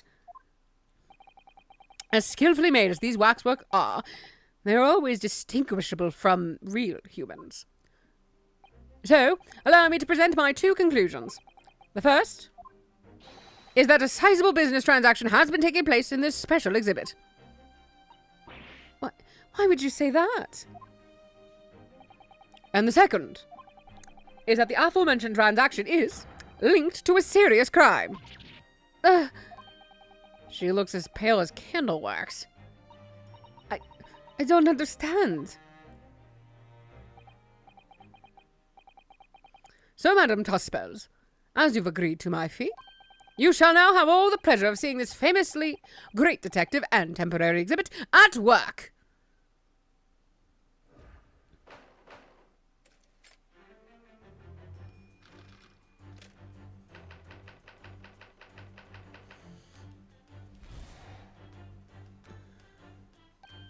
To begin with, we must ask ourselves what exactly is afoot here in this museum. The answer is revealed by the bundle of banknotes protruding so helpfully from your bag. In my estimation, some £200. That is all my own money. So what does this large sum of money reveal? Not as much as the involuntary glance you cast, it would seem, Madame Tuspels. Yes, the answer lies with it where your eyes now fall. The significance of the £200 is revealed by that public notice. Waxwork for sale? Your business has hit hard times, it would seem. In short, you sold the infamous killer the centerpiece of your special exhibit for the sum of £200. None! Now, let us explore the next curiosity with which we are presented. Who is the portly gentleman stretched out so peacefully on the floor? It would appear the man has suffered a severe shock, cause of which is clearly known to you. Unfortunately, madam, keeping secrets does not appear to be your forte. What dealt the man such a shocking blow was, of course, the £200. It would appear that you twisted this gentleman around your little finger most efficiently. What are you suggesting? He rashly agreed to purchase the waxwork for the sum of £200. Only when he came to hand the money over did it occur to him what an extraordinary amount that he was paying. But the money was no longer in his hands. And the result is the scene we see before us. He collapsed in shock. Yes, the killer in this special exhibit fetched a killer price. We can only pray that the gentleman's dreams are not plagued with regret.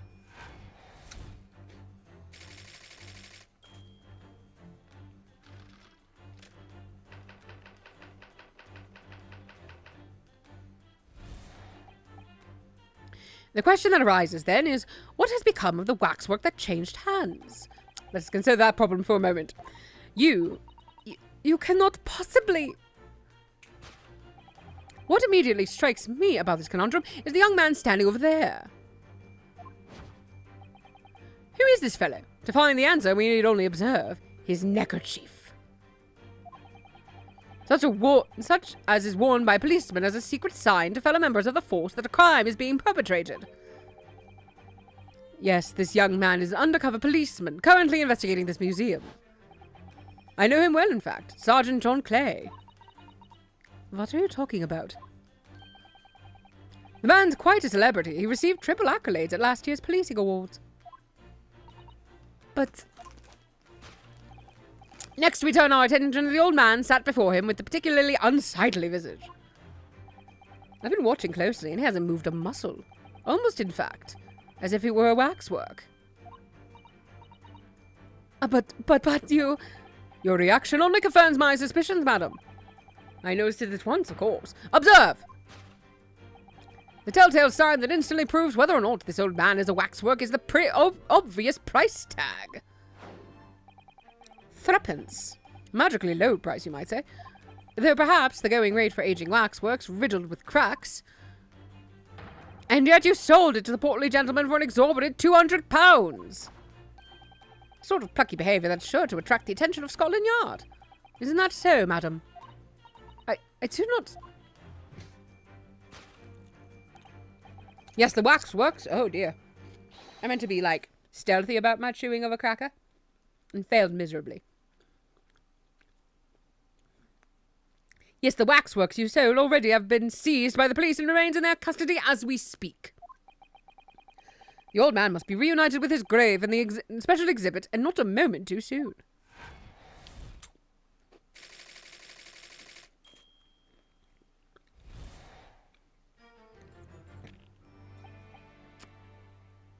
Thus concludes Sherlock Sholmes' great deduction of this horrifying puzzle.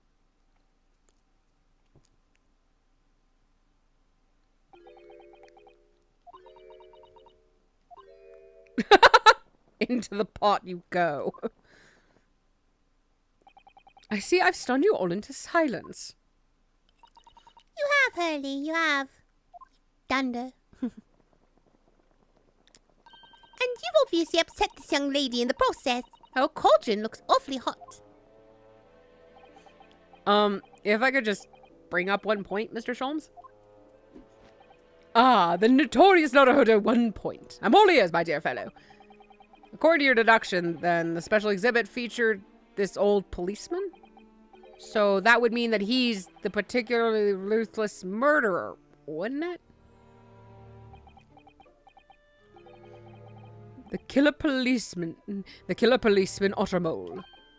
What? Sorry? It was a mysterious series of murders that rattled the capital one only last year. The police rushed to the scene every time only to find the culprit had disappeared into the ether. And it turned out the culprit was a policeman himself, a senior officer by the name of Ottermole. So you mean that's who the sinister-looking old man there is supposed to be?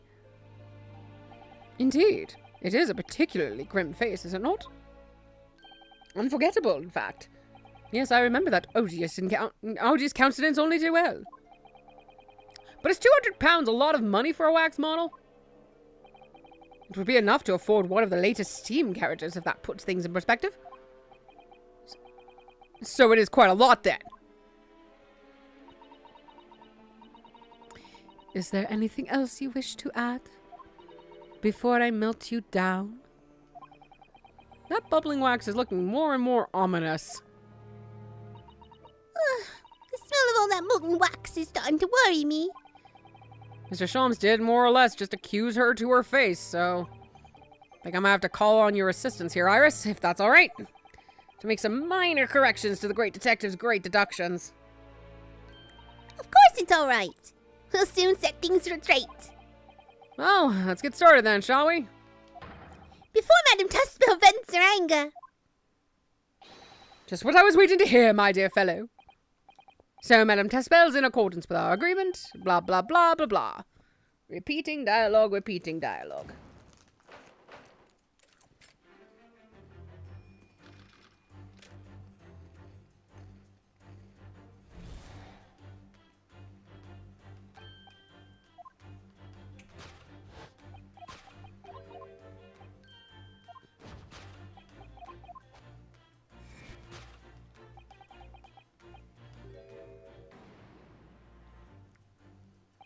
She definitely looked in this direction, it's true. I'm not sure she'd sell any of her waxworks even for £200. Oh? She must pour heart and soul into making them, don't you think? Over and above the wax. If it were me, I wouldn't sell them for anything. For that much money, I would. But it sounds like that makes me a bad person. Well, anyway, I wonder if the £200 could have some other significance. Follow that furtive glance again and see if there's anything else that could explain it.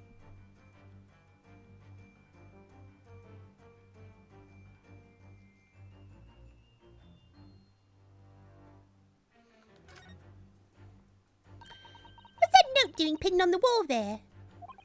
Oh yes, let's see.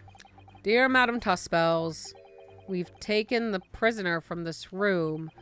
The price for his safe return is £200. Have the money ready by noon on 23rd October. What? This is... It's just like this... It's just the sort of thing that's left behind when someone's kidnapped. Yes, it's a ransom note. Exactly. Take that!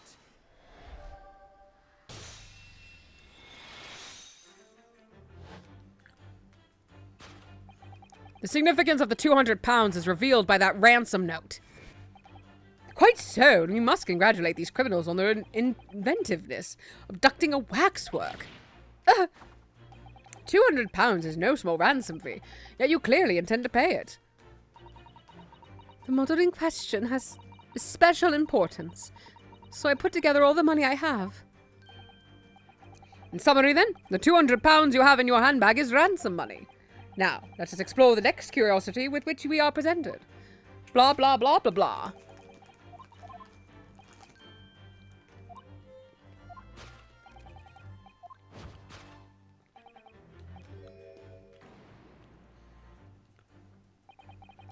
So if the waxwork was kidnapped, where does that leave us in terms of who this man is?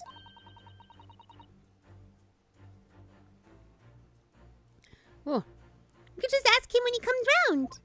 I think the point of this exercise is to understand the beauty of the deduction process, Iris. Yes, you're right. Harley's trying so hard, we mustn't let him down. Well, there's little doubt that he suffered a shock. That much seems clear. But in that case, what's Madame Tuspel's trying to hide? Let's have a closer look around.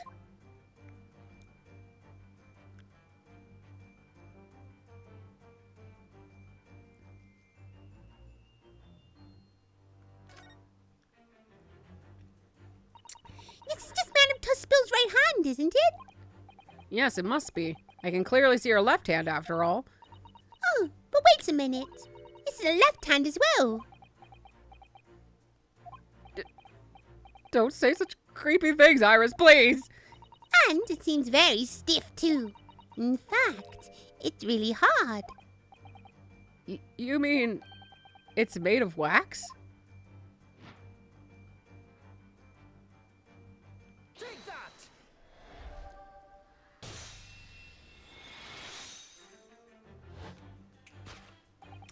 What dealt the man... Oh, hello? Oh, okay. Updates from in-laws vacation. What dealt the man such a shocking blow was, of course, the waxwork hand. Indeed, with a solid waxwork limb, one could deliver a very substantial blow. How could you... The hand protruding from the bottom of your cape. It ought to be... Oh, it ought to be a right hand, but closer inspection reveals that, in fact, it's a left hand. And somewhat masculine as well. In other words, it does not belong to you, madam. It is the hand of a waxwork model.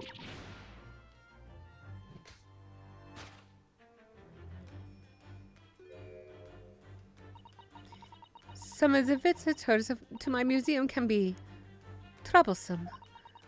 They meddle with the exhibits and cause damage. So you mean that arm? Yes. This gentleman saw it fit to try to remove it as a souvenir. Huh. No small keepsake. Like taking a whole branch of a cherry tree when you go to view the blossoms. I'm afraid I had to teach them out a lesson.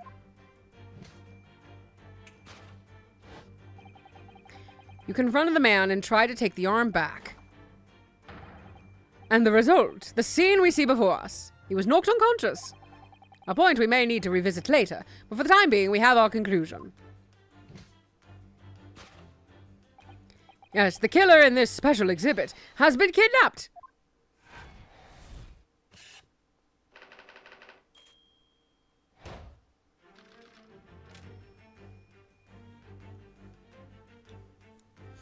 Blah, blah, blah, blah, blah.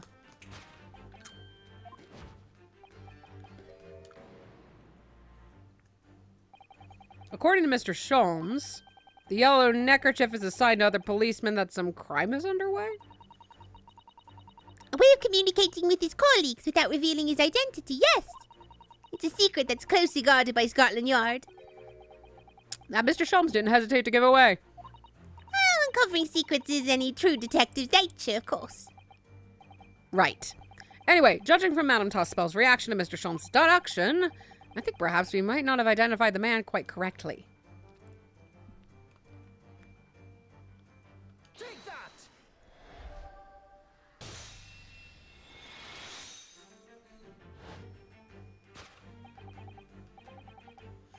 Who is this fellow? To find the answer, we need only observe his shoulder stub. No such boneless human walks the earth. Of that I can assure you. In other words, the man standing here, the young Sergeant John Clay,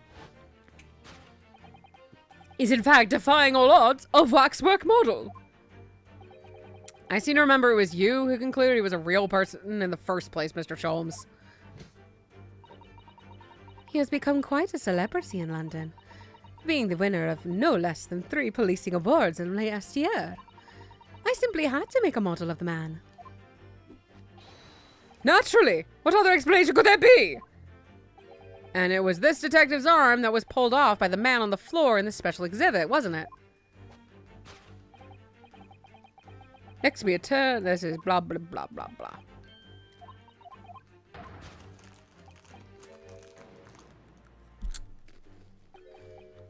A killer policeman called Aldermole, was it? Was he well known? It was all over the papers last year, but I can't say I know what he looks like. It's a very low price, though. 3 isn't much money. Only enough for a few measly hours of gas in Mr. Garrideb's delightful lodgings, in fact. So this is the special killer taken from the special exhibit, is it? It's a waxwork that somebody stole from the museum and tried to ransom for £200. And it's this crusty old killer policeman Aldermole, really? Perhaps we should have a good look around again and see if another idea crops up. I can read.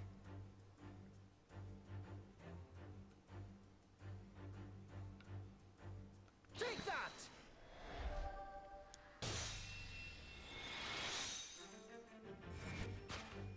The telltale sign that instantly proves whether or not this old man is a waxwork is obvious. Is this obvious twitch? Even the most realistic waxworks do not exhibit a twitch. In other words, this splendid old man is in fact a genuine member of Scotland Yard. Slight shift in your choice of adjectives, then. And there you have it. Well, Madame Tospels? Well, what? It was me who contacted the police and demanded that someone come in the first place. He is clearly fatigued. He is sound asleep. But then, what's this tag about showing a price of 3 pence? No doubt the price tag of the muffler, which the old Bobby purchased recently at a local market. And I presume you've observed the scarf tied around his arm. Does that not strike you, Mr. Naruhodo? Yes, the secret sign used by detectives to show that some criminal activity is currently underway. Of course, because, as you know, there has been has just been such a criminal activity happening here. As you deduced from the very beginning, Detective. So it would seem that we finally arrive at the truth.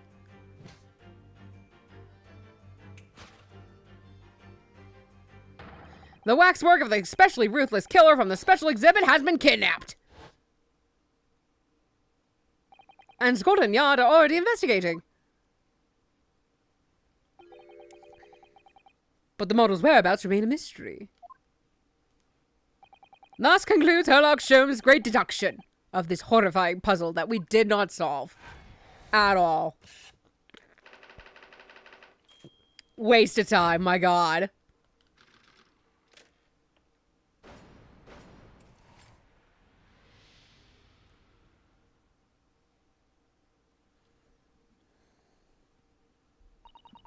I just realized my phone's not plugged in and I gotta do that really quick.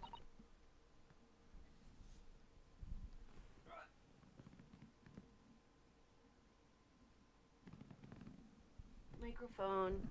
Don't be dumb, thank you. All sorts of people visit my museum here. Men and women, young and old. Sometimes they drop in just for a short time on their way back from the pub. I welcome them all. But if anyone tries to damage my exhibits, I do not take it lightly. Anyway. Whoop! She's so cute. Your great deduction was even more enchanting than I had been led to believe. It was a pleasure, my dear madam. I'm gratified that you enjoyed the spectacle. And as for your rough customer, I've no doubt he'll regain consciousness shortly and return home. What concerns me more is the waxwork from the special display, if it was indeed genuinely abducted.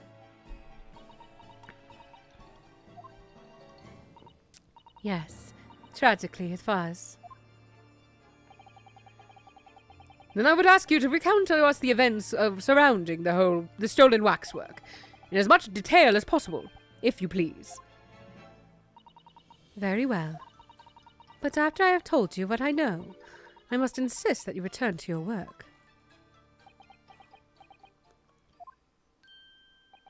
The talents of a great detective could be put to better use, I feel, but as you wish.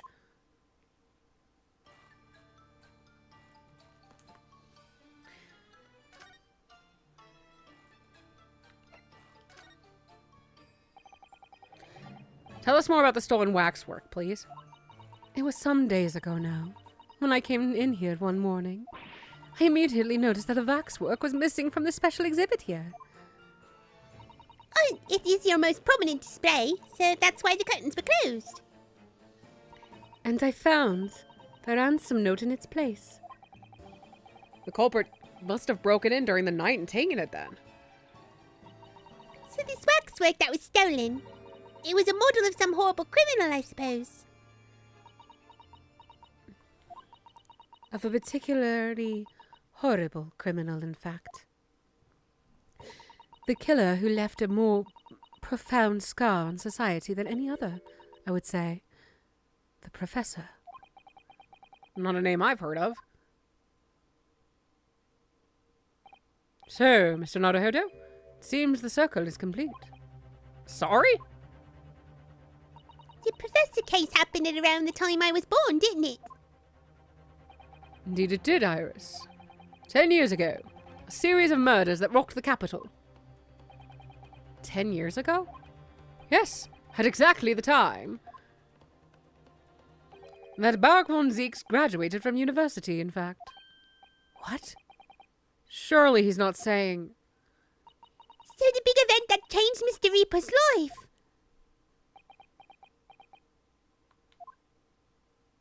As you've surmised, it was the Professor case. Who was this Professor, then?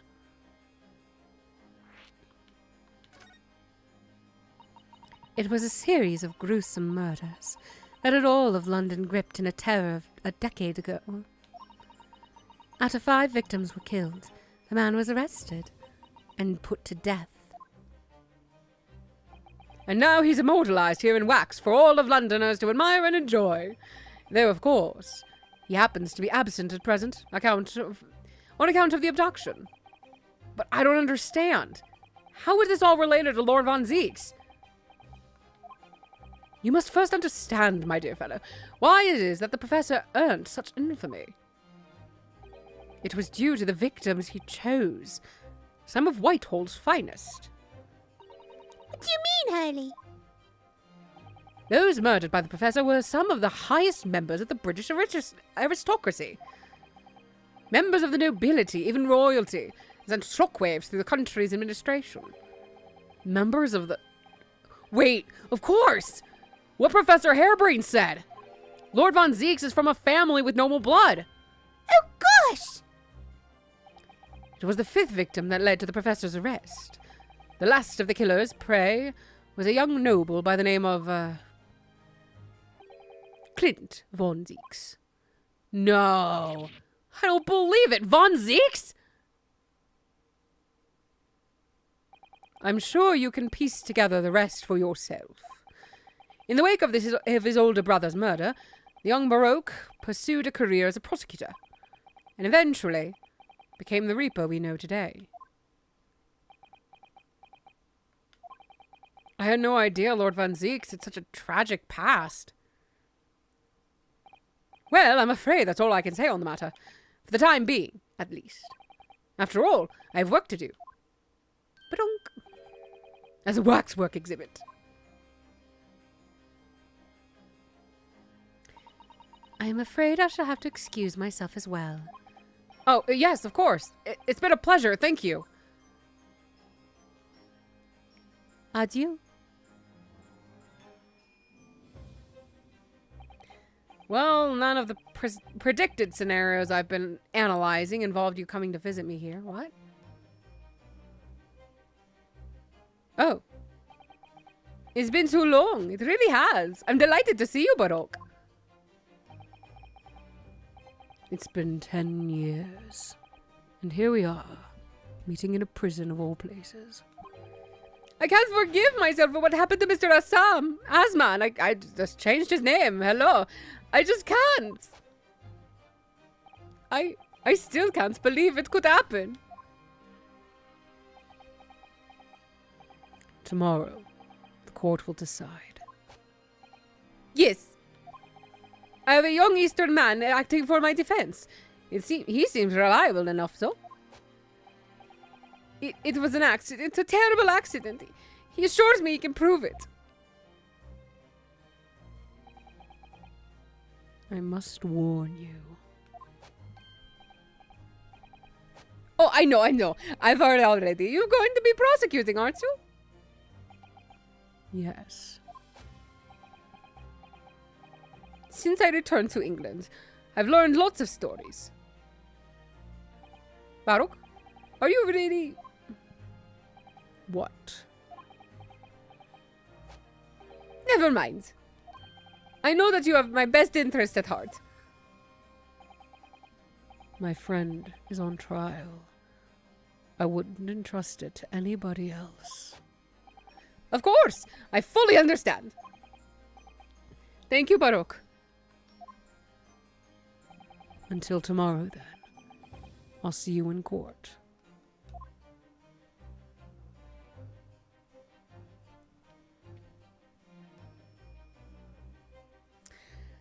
I will be calling it here just due to the fact my voice hurts and I have a slight headache. So, thank you everyone who joined me. We will continue this next Wednesday. I'm pretty sure I don't work or anything. And we'll get into trial. So again, thank you guys so much for joining me. I don't know when, but we'll see you then. Take care.